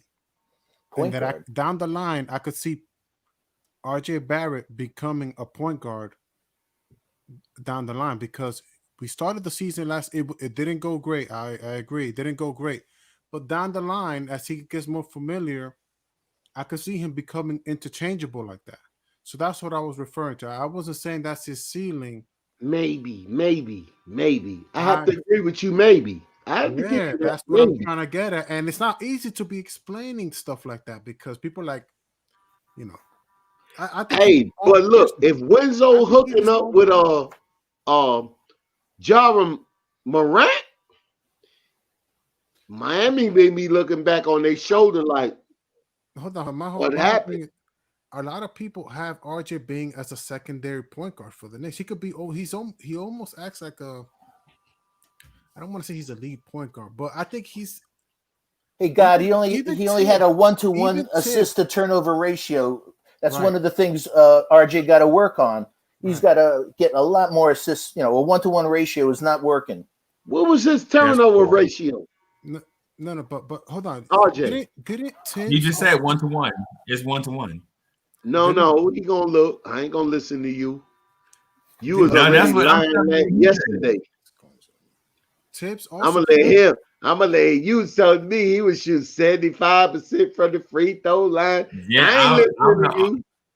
I'm listening to Steve. Oh, can I? But I was gonna say though, even Tibbs started talking about RJ being a leader, being more of a playmaker. I don't mean to stop you, but it's too early for Tibbs. Tibbs don't know the team agree, yet. But you asking me, but that was the conversation. If you ask me what's his ceiling, what do I think about RJ? I agree it's early, but if you ask me, he's a Jalen Rose. He's a hybrid Jalen Rose. Okay, you going with Jalen Rose. Hey, Rob, to answer your question, 2.2 turnovers and 2.6 assists. What? So he turned the ball over what? 2.2 times a game. And he had 2.6. So it's basically a 1-to-1 ratio. 2.6 assists a game, 2.2 turnovers. Look at Randall's on that same thing. Randall is a 1-to-1, same thing, a 1-to-1 assist ratio. Wow. See, look at y'all. Look at y'all. Look at all y'all lovers right there. It's the same thing. Freezy, it's the same thing. Rob, what the hell are you talking about? Listen. What the hell are you talking? What are you talking about? Hey, look. How's it the same that one dude's a guard and one dude's a power forward? You're talking about that one move, that spin move, right? It doesn't cost no more turnovers than RJ's. I never said that. Randall had 193. Randall had 193 turnovers last year, and RJ had 124. 119? 193 of Randall. But Randall played more games. Randall played in more games because RJ Barrett missed games due to injury. So we need 64 to 56. We need a point guard to get him the ball where he needs to score. Exactly, and that's what killed me about Knox. How many times you saw Knox hit to the left of the key, hit a couple jumpers, he's getting in his groove. They didn't give him another pass. And you're like, well, that is on the point guard. You got to know your players' spots on the floor where they like it. Good point, Steve. Andy said, Freezy, you need glasses. You always listen to the guy in the glasses. I think the dude in the glasses is pretty smart. What? I'm a dumb motherfucker. I just think Hey, Steve, we need you right there. You're going to be our analytics dude. We need you every day. When you can, Rodney just gave him a job. Here, take this job. Hey, be honest, look, he got the computer right there. Look, yesterday I was putting my phone on the damn screen. Hey, Rob, you brought up 75%. Was that about the Nerlens Noel situation? Yeah, no. I gave him the props. No, it wasn't about Nerlens. Oh, you gave him the props. Okay. No, when we was talking about that. No, he was talking about what I said about RJ Barrett. I said RJ Barrett started the season off shooting 40% from the free throw line.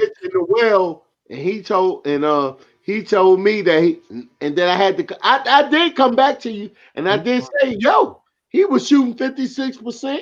Yep. But that's not gonna separate what's getting ready going in practice because he will outbeat him right there. Because I showed you that your boy was shooting 52% his second year. Noel's was shooting 52. He was shooting 56. Your man in year 7. So he's better right now. But it doesn't make it like, yo. So are you telling me that Mitch can shoot over 70% on free throw? What's in 5 years? Yeah, your man got a 5-year head start. Yeah. Hey, man, to be honest with you, Nerlens Noel is a training camp arm. That's all he is. He a training camp arm. That's all he is. And if you see Mitch played them just like that. Yep. He a training camp arm. So y'all convinced on Mitchell Robinson's free throw? Mitch is starting, man. Look, I'll buy you a Knicks. Look, if Noel start game 1, I'll buy you a Knicks hat. No, hold up. Yeah. Give me a training camp arm, man. That's all. Mitch doesn't get credit for his IQ. So you telling me Mitchell Robinson is going to be a good free throw shooter? Yes. No, yeah, I'm yeah, telling yeah, you that. yeah. No, I'm telling you that Nerlens I think Noel he'll is the get training it. camp bomb. That's what I'm If you can saying. shoot the Mitch will three, be better than you can shoot. 56%. If you can shoot the three, you can shoot the two. Noel's can't shoot the three. Yep. You know, Mitch doesn't get credit for his IQ. Thank you. Steve is my man. Rob, Hey, I hear you. Tracy, Hold give on, him a I got you. job. I I got you. need to see him every day. Hold Hey, on, you know, Rob. Mitch last season he had 5 bad pass turnovers and 11 lost ball turnovers. Hold on. And that's in 61 games. Woo! Steve, here's my point. Tracy, Uncle, Steve, give hold on. him a job. Here's This my man point. knows Here's my what he's point. talking. Last year, I Nerlens Noel did shoot. Okay, can I finish?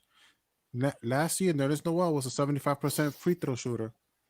It's not no Chris Paul 56. made it easy You're talking for him. about year 2. We're not trying to go back to Nerlens Noel Okay, year 2. hey, We're talking. you good. Let's talk about last year and let's go talk Hey, about this. y'all but y'all bringing up Frank Ntilikina stats. Y'all bringing up the Frank Ntilikina stats. And look, Y'all like Steve, Nerlens you Noel can work in the three, room. right?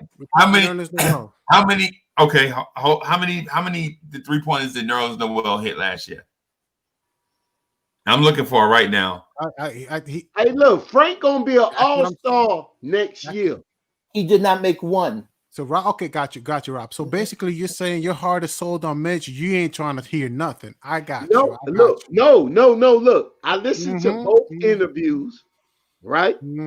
I heard what Joel say. Yeah, I'm gonna push the young boy. The young boy looked at him and said, "Look, ain't nothing to push. I'm getting ready to get you out the way." On the defense, I can agree with you. I don't know about Mitchell Robinson on the offense. Now, Offense, Stephen Fox. hey, look.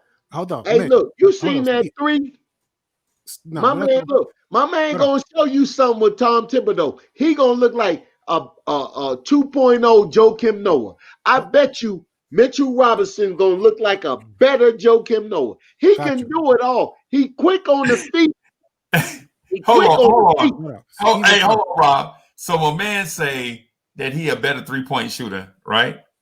So as long as nowhere else, right? But listen, as long as this dude's been in the league, he's hit 2 3-pointers out of 7 attempts. Damn, as long as he's been in the league, hey, look, and we legit saying he shoots better than Mitch. No, Raphael, that ain't the argument we want to go with. If I was Mitch, I'll be looking at Noel's like I got a gravy and I'm getting ready to put it in the biscuit. Hold on. I'm getting ready to eat that. Hold on. But Rob, this is where you kind of throw me off. Tibbs in the interview, when you interviewed him, I'm not talking about Tibbs ain't seen them play yet. You ain't trying to hear nothing, Rob. But Tibbs did not see them play yet. No practices happening. My man get ready. I'll shine him off gate. Go ahead. I'm sorry. I will not say nothing for another. I know how you feel about Mitch. I know how you feel. I got you. It's not Mitch. I'm just saying about the better player. All right. So my whole thing is Tibbs does look at tapes, right? He does look at video. Does he? Can we agree on that? Yes or no? What? Tom Thibodeau, he does look at the Knicks. He probably looked at the videotape of all Mitchell Robinson's games and Nerlens Noel. And then he also looked at his. So what we going with that though? Oh, hey, hold on, Rob. What we going with that? No. We're talking about starting position. We're trying to have a conversation about the starting position. Okay, go ahead. We need to clarify. No, we need to clarify one thing because you said, can we agree that Tom Thibodeau watched tape? That's what you have. So we'll be going with that point. That he looked, because Rob was trying to make a point that he hasn't seen Mitchell Robinson play. That's what Rob was saying. Okay. I'm like, listen, he probably looked at tape. Like, this is Tom Thibodeau, and you're seeing Nerlens Noel play good defense and knock down his free throws, and which is the main reason. And not to mention, Tom Thibodeau, when they brought up Mitch, all you guys kept saying is, did you see how he brought up Nerlens Noel? That's what everybody in the chat kept saying yesterday. I said to that, I said people read too much into that. The first thing I said about that was this here. Look, if you giving everybody a fair shot, You got to step into the building to do that. You can't talk about what's going on in that game when I was 19. Like I could say my babies. I got my two babies, one around there trying to stick the plug, trying to stick the fork in the plug, the other one saying stop. But it comes down like this. That doesn't matter. You wasn't the coach then. Now I'm gonna put on you what I believe you should do. You can accept it or you can reject it. And right now, we don't know what's being accepted or rejected. What I seen in the interview is this here. Mitch looked like Noel's when he was talking in his spot, like, you're not going to be a problem for me. I don't care what coach say, because coaches like this, it's just like you was like yesterday, you was talking about Clutch Sports. Clutch Sports is not playing the player out of their money. They got to go to a team to pay them that money.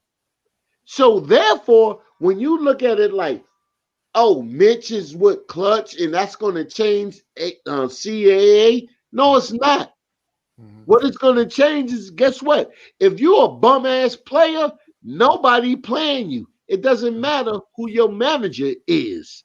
It can be LeBron. It can be Trump. It can be Biden. If you're a bum, nobody paying you. So, with that being said, it doesn't matter. The confidence that. So where are we going with the point though? Because the point was.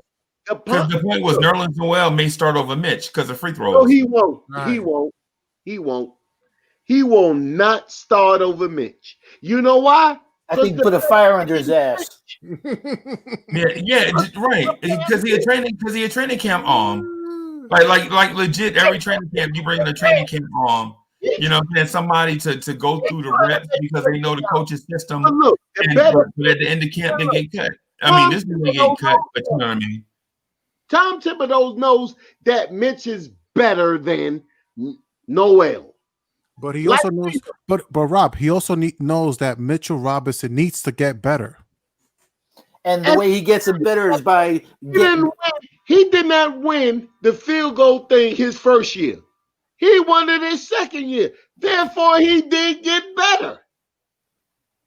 He did get better without college. But there was no jump shots involved in that. Well, Noel don't have no jump shot either. But he has free throws. His second year, be better. I'm banking on. Get him, Raphael. Get him, God of Moses. Get him. All you gotta do is foul Mitch. He ain't making them. Hey, no. They used to foul Noel. Foul him 10 times. He'll make 5 of them. Yeah, RJ only shot 5% better than Mitch. Hey, foul him 5 times. You're gonna be up by 5. I'm telling you, just like this here. He will hit his free throws because he has a shot. But in your first year, you got bum ass coaches. Nothing is going right. You give him, look. Tibbs is going to turn Robinson into a $10 million, $15, $20 million player. He's going to turn him into that. Easy. All he going to do is show him bum ass, what's the one that we took? We still owe money to. Noah. He going to say, you better than him. Look at this. Look how much money he got. He going to sit him down. This is what I want you to do. Yeah, I'll put you in the meter. Do the work. And guess who's going to do the work? Mitchell Robinson going to do the work. And he's better. He's more talented. Everything. So 100% sure. This is not going to even be easy. So look, we can bet a Nick hat. I'll send you one. You send me one. If you say training day one, Mitchell Robinson starts, you're saying?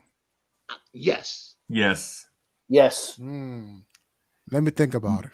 Nerlens Noel is a camp arm. There's nothing even to think about here. You gotta knock those free throws down. You gotta knock your free throws down. Knock him down. I bet every year he got better. The funny thing is the free throw thing is the separator. Mm-hmm. But Nerlens Noel is generally a 4-point a game scorer. But that's not even separated with me. But the three. Look, Mitch run out there to the three. He stopped 3-point. Noel's ain't never did that. Look, man, like your boy said, ain't no future in front. And look, he was front. Tom Thibodeau want to drive him, which you gonna do. And when he get him behind closed doors, he gonna tell, which you already done told him what he want. That's how confident Mitch was. Mitch had the best interview. Doc Rivers was second. The best one was Mitch. Mitch showed confidence. Mitch showed swag. Mitch showed everything that you want your player to have. Hey, God, Noel only attempted 2 foul shots a game. Oh God! What are we talking about? Right? But just meaning you're putting a lot of emphasis on foul shooting. The dude only shot 2 a game. You can build off of that. You can still build. You're still building. Yeah, but the percentage of him is still there too. But his shooting percentage is not accurate. Meaning you can't use that if he's only shooting 2 a game. It's a little off, man. The sample size is not big enough. You can build off of that, and I think he can. And I think he will. In year 8. In year 8, he's gonna build off of it. Hey, you got Penny Payne there. He's still young. He's only what, 24, 25 maybe. Who? Noel? Yeah. He's 26. 26. Still a young buck. Yeah, for sure. Still young. He's still learning. Yeah. I think Tibbs' remarks, where he segued right into talking about I think there was just a Jedi mind game to get Mitch upset, get him angry, and want him to be the starter and wanting him to be the best he can be. And it was just putting a spark in his ass. Yeah, that might be what it is. Hey, so let me do this real quick. Subscribe to the channel, everybody, so that we can grow our community, so that we can bring more people that want Knicks content, so they can come into the family and hear more of these drill down takes by God of Moses and Elijah. I mean, whether you agree with it or not, it's definitely a thought. You know what I'm saying? It's definitely something to think about. The free throw thing. While I don't agree, a lot of times we don't necessarily agree with each other's take. And a lot of times it's because it's new, like it's a fresh take, like it's a fresh thought. You know what I'm saying? And you don't always get that from other Knicks content creators or Knicks media. Man, I'm gonna stop saying the content creators because I want to show them love. But the Knicks media, you don't always get drill down, thoughtful takes and have the ability to discuss them over the course of time, just because they just don't do it. You know what I mean? Subscribe to the channel, smash that like button. I think we're close to hitting 500 subs. We're close to hitting 500 subscriptions. That's crazy. I think we're about 2017 away. Man, smash that subscription button, man. Subscribe to the channel. And we're 13 away from 100 likes. Smash that like button, man, so that you'll get these dope takes from God of Moses and Elijah and Rob the Nick and others that come on the channel to get their grind on. So, hey, Rob made a great point the other night. Everyone always talks about people send your centers down to Elijah for footwork and post up. We should be sending Mitch to play with Jabbar to learn a sky hook at his size and his athleticism. He'd be unstoppable with a sky hook. Yeah. Now I was just gonna say, I'm not saying that that Nerlens Noel is a better player than Mitchell Robinson. Let's not get it twisted. I'm just talking about who should start in this season. I just want to keep it there. I don't want people to start believing that I think that Mitchell Robinson, that I think that Noel's better than Mitchell Robinson. Look, the better player is going to start. Mitch is the better player. Okay. On your analogy, the better player is going to start. Mitch is better than him, and Mitch knows that. Noel came in with that. Look, take both interviews and watch both of them. Look, Mitch looked at that like that's no problem. That's cake. That's cake. Right. Behind the scenes, that's cake. If you like that in the public, you cake. And when you look at their skill set, look, Mitch can cover the three. Mitch can cover a guard for a certain length of time. Mm-hmm. No one else can do that. Hey, Rob, you captured this yesterday in the Tibbs talk. Everybody was talking about Noel, but you were the one that said he has a unique. Tibbs said he has a unique set of skills, Mitch, and that's the thing that's going to make him start. That's right. He said, he spoke about it. I think that he didn't want to speak about both of them because he knew what the next question was going to be. He's a coach for a long time. He knows how to play the media. He wants to stay hungry. All in one. The unique skill is Mitch. Everybody like, oh, Noel, you got to be good. Nah, I'm on that new unique skill. Yep. What he said. I'm glad you caught that, Steve. That was all right. That's why I put it out there because it's true. Yep, and yeah. Right. You know, if you got that unique skill, they have to do a lot more to catch you. This man been in the league already 7 years. He was one of the first. He was the number 2 pick for Philly. He was one of the first ones to get hurt. That started the process. I told you the basketball gods do not respect tanking. Yeah, that karma. Karma should be a religion. I said that my whole life. Karma should be a religion. Hey, it's funny to hear Rob the Knick quote himself. Hey, double quote.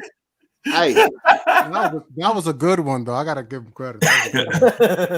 Hey, yeah, man. Hey, that was funny. Coming down, look, our team that we got right now, we jumping it off. Hey. Go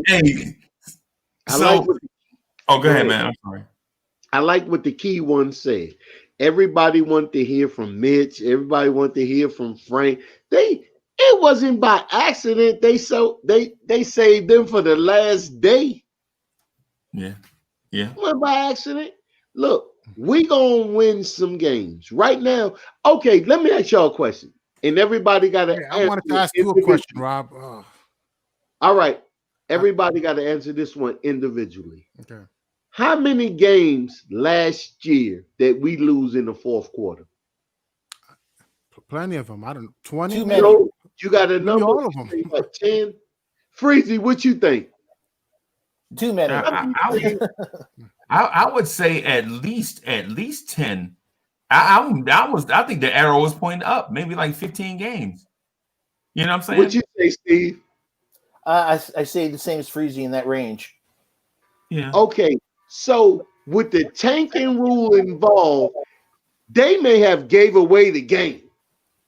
So whatever I reckon it was, I seen games when they did something like, but that was experience. Now they don't get to go back on that now. The same players, same team. We really looking at the same team. Yeah, the game against Atlanta we lost. That game broke my heart. Oh man. We had Brooklyn on the ropes and they came back and beat us. I know. It was a couple. The Chicago game where Kobe White hit like 5 3-pointers in the fourth quarter. Chicago was another one. Yeah. But the one that I remember vividly was the one in San Antonio. We had them going down the stretch, and then all of a sudden, Fizdale just said, "Oh, tank time." So take your time. When you take that out, look, Vegas is not looking at that. Now, it was how many games that we won that we should have lost? Mm-hmm. Against Houston Rockets at MSG. That's a good one. That's a good one. Hey, I'm glad y'all changed the subject because my brother from another mother, Sim Russell did a video on Obi Toppin, and I was watching it as I was prepping for this show, and it had me piping hot. It had me piping hot, bro. That video that Sim did for Obi Toppin, I ain't gonna lie to you. He showed Obi Toppin doing a spin move, and I was like, dog, don't do that. Don't do that. Obi ain't made it to opening night, and we already. But you saw that 3-pointer from Brooklyn though that made you smile. Yeah, I was like, don't do that, Sim. I think Sim may have had an axe to grind about me calling Frank Ntilikina a 6'4" Otis Thorpe. You said the name. You said the name. Now I'm going to talk about him. So Sim was like, "Okay, I'm gonna get this dude." Uncle Freezy talking about Frank Greasy like that. I'm a legit get his heartstring. So Sim. Hold on. I had a question, Rob. You know what? Andy, Black Andy was on it too. Black Andy was co-signing that mess about Obi. Hold on. Forgot about that, Andy. Rob, hold on, Rob. I had a question, Rob. Your man Sigma Psi. That's your man? Who? Your man Sigma Sima Singh. Oh, he said, how we always shitting on RJ and defending every other player on the team, shaking my head. Hey, look, you got to take that one because he sent that shit to me. Man, come on. Man, straighten that, man. You got to straighten that, Freezy. Hold on. Nah, man, that ain't necessarily true. That's just how some people feel. Let him know. Cause I'm on the kid. Look, RJ a good player, gonna be one, but I'm on killing him right now. He year one, rookie. Tell him I said that. Rob, I got a question. But you know what though? But I was Black Andy broke down the Obi Toppin thing and they showed the spin move, and I was legit like, these dudes is coming for my baby. You know what I'm saying? I'm like, Obi ain't even made it to opening night yet. And so the thing is, man, when I saw the spin move, I was like, watch this be the new meme. Watch this be the new meme. Watch they start killing Obi about the spin move. Nothing wrong with the spin move. Look, let me tell you something, because now I'm got to bring Randall back in the building. I got a question. Nothing wrong with the spin move when you got a shooter, because it opens up the baseline. But then they start deboing it. That's what happens. They start deboing the spin move. You give him a shooter. You give any one of them a shooter. You put your boy Beck out there. Anybody a shooter. When you throw that ball in there, that's how Mari always got loose. No. One up, dunk, boom. Man. But when you congest it in there and they reaching, it's a problem. But this year coming up, we ain't gonna have no problems. Hey, God, ask you a question. I was trying to ask a question, my man. Yo, it's all right. My bad. I just want to say something. I mean, I guess. Yeah. No. All right. All right, go ahead with your question then. No, the question had to do with Frank, and it had to do. I mean, I'm gonna try to remember it, but Rob made a point that Frank should start next. Am I correct? You made that Frank should start. I mean, you made a good point about Mitch. Okay, let me phrase this correct. You made a good point about Mitch. He's the better player, and his talent shows it. And you made a point about Frank. He's very fundamentally sound, right? And he hasn't been starting for 3 years. And I'm trying to remember my question. I'm putting that all together, but I can't remember my question. Okay, let me say this. Wait a minute. So you cut me off on my Obi thing. You got your question. Let me help. I'm trying to remember because it had to do with Frank averaging when he's at. Because Frank is fundamentally sound. But he's not. I don't think he's a starter. I mean, you can't tell me. You could tell me Mitch is a starter, but I don't know if you can convince me that Frank Ntilikina is a starter. The +1 ratio on Frank on winning on the games we won, Frank had the integral part of us winning.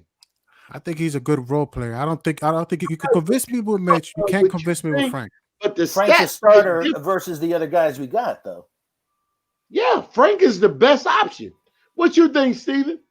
I just agree that versus the DSJ and the point guards we got, Frank is the one that we should be investing in, man. I think let him lose the job. I think he's a good defense. Hold up. I think he's a good defensive guard. I don't think he should necessarily. He could be your off-ball guard, but I would still have Alfred Payton as my lead guard, or I could have DSJ as my lead guard, or I would have Austin Rivers as my lead guard. 7 times a game, that counts. Hey, God, did you see the Washington game last year? The Washington game with Frank. He gets hot and he gets cold, and I got to be honest with that. But it was the vision. It was the vision from the point guard. We can have that from the small forward. We can have that from the center. We can have that from the power forward. We can't have that from the guard. But also, a lot of people are, when it comes to Alfred Payton, they really talk down on his defense. He's a pretty good defender too. He is a good defender. He is a good defender. But Frank, so he could start. He literally could start over Frank. But Alfred is a good defender, but Frank is an elite defender. Right. I disagree. I think they're equal. Things that he does. So here's the thing about Alfred Payton, man, and the thing, and I ain't knocking nobody argument, but I want my players to play at a consistent high level. Don't be pouting out here on the court like Alfred Payton did last year. Like when we was playing the Memphis Grizzlies on NBA TV, and every time you on the floor, they stretch the lead, and when the young kids come on the floor, they shrink the lead, and you mad and pouting because you can't figure it out. Stop there pouting. You're a professional. You know what I'm saying? And don't be telling me that no power, whatever. I saw it with my own eyes. Ain't no way y'all gonna convince me no otherwise. That's why Peyton's been on all those teams. He came legit.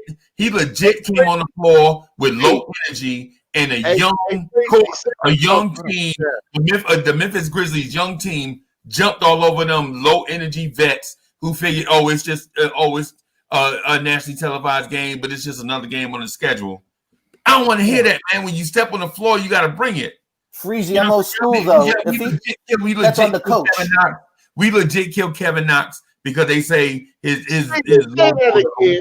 and then vets get on the floor and all they averages 10 points and 7 assists with good defense. Yeah, but 10 points, Freezy, if he just that don't mean nothing. That don't mean nothing. It's better than what Frank is giving you. He started 331 games off of lottery teams.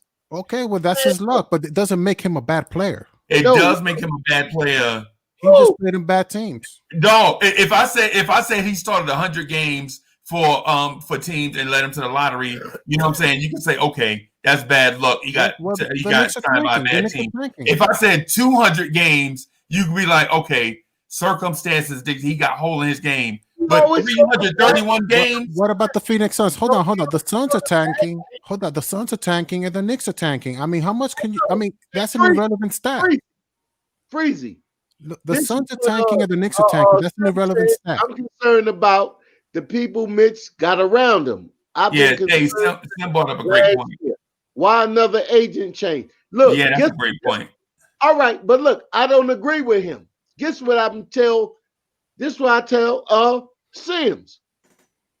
He never liked Robinson from day one. Mm-hmm. He never liked him from day one. He thought that, look, it was always a problem. But look, he like us. When the Knicks hit him, when he's on the Knicks, he's gonna say yes. Yes, I'm calling my boy out. And look, reason you're missing my point. You're missing my point. Alfred Payton should be starting over Frank. How? He can't shoot. He plays defense. He's a career 10-7. Frank is a career 6-3. Defense is better. Okay, 20 minutes a game. Frank gave you 4 assists. There's nothing with forward Frank. No, my bad. He gave you 6 points and 2 assists. 3 in 20 minutes. Give him 40 minutes, it doubles. 12. Payne only plays like 20 or 25 minutes. He doesn't play. Give him more minutes. That's the point. Frank is not gonna get you 7 assists, bro. Man, Frank is a championship guard. If Golden State wanted Frank, now look, check this out. Here comes the other accolades. I'm talking about production and I'm talking about defense. Alfred Payton gives you that much more than Frank. No, he don't. Yes, he does. You're talking to me about Golden State. You're not talking about defense and offense. And offense right now in defense. They was gonna make a trade. Frank should be playing the 2. And I don't even know if he should be starting averaging a career 6 and 3. He got to prove wrong. If Frank shooters, he'll have 7 assists. No. But you know what? Y'all keep saying Frank can't shoot, but I think the narrative should be Frank won't shoot. Both. You could sell me on Mitch, but you can't sell me on Frank like that. You trying to oversell me. You trying to sell me 2 things. You trying to make a package of Mitchell Robinson is good, so Frank should be good as well as equal as Mitch. It doesn't work like that. They on their own shit. I'm telling you, just like this here. Frank can shoot. He wasn't comfortable shooting, scared, playing on the bigger league. Frank came into this league at 18. I give you credit. He's good fundamentally. I give you credit on that. But he's a 6 and 3 player. He shouldn't be starting over Alfred Payton. And maybe he should consider playing off ball shooting guard and be a defender where he can average 6 points and 3 assists and play his defense and get some steals. Hey God, let me ask you a question. How many coaches has Frank had? How many coaches has Frank had? Yeah, okay, man. Frank answered that question. Frank answered that question today. Andy. We gonna still y'all legit. You legit still want to recycle the Frank argument again? I mean, we already. There's only like 30 points about Frank being a starter. Well, no, you actually brought it up earlier today, Rob. You were trying to tell me because Frank is fundamentally sound. You're trying to tell me because he's fundamentally sound, he should be starting. Hey, and he's in his 4th year, and he's good. He's good. He's a good role player. Hey, look, he's a good role player. Maybe a decent shooting guard. Maybe a defending guard. I wouldn't say Frank is a shooting guard. I would say Frank is a decent defending guard. I would trust him first than every other guard we got on the team. Trust is important. I agree with you. Trust is important, but it doesn't make you a starter. Hey, look, I watched him over there in France. I seen this thing on the little mixtapes. I'm with Frank. Ain't nobody talking trading Frank. We're having the conversation of starting, and you trying to tell me that Frank is hey, look, I tell you, y'all, welcome to the Frank at Night podcast. Look, everything about the Knicks game is in his head. It's out his head now. He getting ready to put it on the floor. He done crossed up Hart. He done crossed up Bill. He done dunked on the cup. Or look, he went. Man, Rob. So what? That's just one play in one game. This year. Hey, look, don't say nothing else about him. I buy y'all all a hat. No, we gonna talk. This year. This is his year. This is his year. That's all I'm saying. At the end of the day, Rob. At the end of the day, Frank is going to give you 6 and 3 this year, and you're going to be happy about it. It doesn't matter. I don't mind. I don't mind him on the roster. I don't mind Frank in the roster, but don't tell me he's the starter now. If he get you 6 and 3, I pay you. I'm talking about 12 and 5. You give him the ball. You telling me 12 and 5 this year? And you know why he gonna get able to get 12 and 5? Because he got a scorer on the team. So you telling me he's gonna shooters on the team. So you telling me he's gonna score more than Alfred Payton this year? Hell yeah! Listen, man, I'm not holding you up for that bet. Be careful, man. We need to move on because this argument about Frank don't make sense. Hey, it just don't make sense. And people in the chat are like, "What are y'all even talking about, Frank Ntilikina?" I mean, Frank ain't did nothing. You're the one who brought him up, Freezy. We was talking about something else. Oh no, I didn't. I was talking about Obi Toppin. I was talking about how Sim was dissing my man Obi Toppin. and Andy was on the show. That's what I was talking about. And then to change the subject, I put the thing up there that Sim said about Mitchell Robinson. I'm defending Reynolds. I mean, my man Julius all night. Who got too? I defend Julius too. Anybody. No. Me too. I defend Julius a lot. Ask Freezy. I think you could even ask Stephen Fox. Bro, when it comes to Randall, I'm in the Fox. A broken home. You ever walk into somebody's house? Look, you ever walked in from your house and went to one of your broke ass friends' house and it was just toe up, but you couldn't say nothing, but you had to still be there. That's what Randall did. He had to go into somebody. He came into the house and it was broke. So look, I'm gonna try to fix the house, but look, I'm asking you for a nail. You won't give me a nail to put right there. So then the house fall down again. And then now y'all blaming me because I'm the new help. Yo, I'm saying, hey, if we can get away from so Sim basically said something about Obi like pointing out his strengths and weaknesses. I don't know if Sim's still in the chat, but I didn't mean, I ain't going at my man neck. I don't want Sim putting together no diss track. You know what I'm saying? This is crazy. You know what I'm saying? I ain't want him to come after me and either me, but what I'm saying is that it was disturbing to see Obi Toppin showing Obi Toppin's spin move, knowing that people hate Julius Randle's spin move. You know what I'm saying? It just kind of caught me. But at the same time, Sim said, I'm concerned about the people around Mitch, and I've been concerned since last year. Why another agent change? I think that is concerning, and it's a great point. What? No, it's not. Yeah, it's a great point. Yeah, it is a good point. Yeah. No, it's not. Yeah, because the dude has shown no sign of stability in his life since we first heard his name. Since day one, we heard Mitchell Robinson's name. All we heard is a whole bunch of uncertainty and unstructured events. Like he went to Western Kentucky, he left, he went back, and then he left. The USA team. Yeah, the USA team. That's why. Let me tell you why.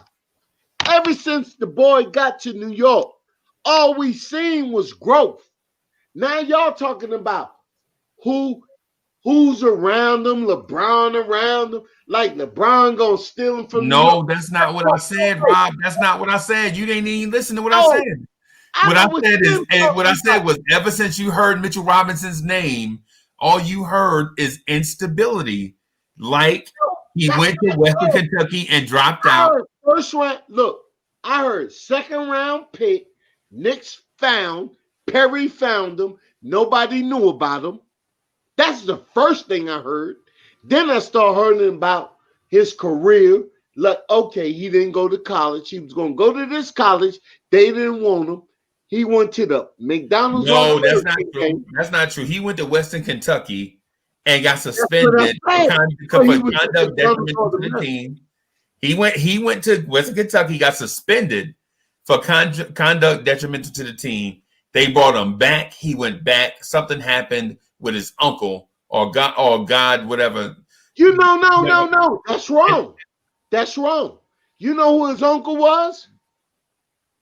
His uncle was. Exactly. He told him, he said, look, if they acting like that, we don't need to be there. I got another avenue for you to go to the pros. Right. He started working out with Anthony Davis down in New Orleans because he was a Pelican. Who co-signed him for college was Anthony Davis. He said, but he didn't go. The Knicks was on the radar. The Knicks picked them up just like one drop. We picked up two. We picked up Trier and we picked up him. And both of those dudes is shaky. No, it's not shaky. You're not in trouble because somebody say that. I'm looking at your skill level. You're not getting in trouble. I don't know what went on in Trier. What's going to come out with Trier? But you can't say you don't. But Rob, you can't say you don't know what went on with Trier. No, this man was on the second team. He was on the. You can't say that and then defend it. It don't make sense. You can't No, say I can't defend Trier because I don't know about Trier. I know this man was on second team, all rookie team. right. This man, his next year, he lead the whole world on field goal. Next to Kareem and Will Chamberlain. So I see a trajectory going up. So we got to take a little shit from him. They trying to give us shit from him because he ain't no number one pick. But we got to still look at our player. He's a player. We ain't had no problem with him on the floor. He ain't go to jail. He ain't do nothing wrong. So I'm not looking to the media to judge my player when I'm watching my player. Hey, that's what we all need to do. Watch our player. Hey, on HBO, player. On HBO, they had a special with Belichick and Nick Saban, The Art of Coaching. Mm-hmm. Okay. And it goes across all sports. And they said something really interesting, that when they talk to players coming out of a draft, and whether it was the janitor or the assistant coach or whatever, and they asked them about it, every time they said the guy has mad skills, but everything after the word but was always true. Yeah. And whether it was shady, and to Freezy's point about Trier, nobody has signed him since he left the Knicks. So if he was happening, Freezy's right about he has character issues. If he was happening, somebody would have picked him up immediately. Nobody's touched him. Right. But Mitch is still in the game. I don't care about you. Yeah, because you can't teach 7 feet. Right. Right. You can't teach 7 feet. That's for sure. So look, that's for sure. Say, look, Michael Jordan was choking people in practice. Nobody cared about that because he won. Well, that you could take because that's about competition, man. That's about being great. Well, my man he put it down. From what I heard, he told Joel's, bring it. I'm here. Nerlens Noel. Noel, look, get the hell out the way. Because this is right. That's what we want to see. And that's actually, hold up, Rob. And that's what you really want to see from Frank Ntilikina. That's exactly what you want to see from him. But I see that, but you don't. Right. No, I see 6 and 3. Right. That's what you see. But I see, like, look, what's coming this year is going to be a wave. Now with Mitch, no. But with Mitch, I see that. Mitch, I can see. My man into the league 180. In his 4th year, he 205. He pushing guards out the way. I'm sorry. All right. You know what scared me more about Mitch? What scared me more about Mitch? Hey, y'all. So I'm gonna wrap it up here because I got to jump on another joint at 8:00. You know what I'm saying? And I hope you come through and look at that. So I'm gonna jump off right here. Thanks to everybody in the chat. Yo, my mods is the dopest mods in the game. Simma saying Bodega Wi-Fi, man. I appreciate y'all. Hey, appreciate everybody on the panel. I'm gonna go get about 2 hours of sleep and get me some coffee, and I'm gonna jump on the Knicks morning drive so that we can see if we can get some more fans to come through for both. Hey, thanks everybody. I'll holler at y'all later.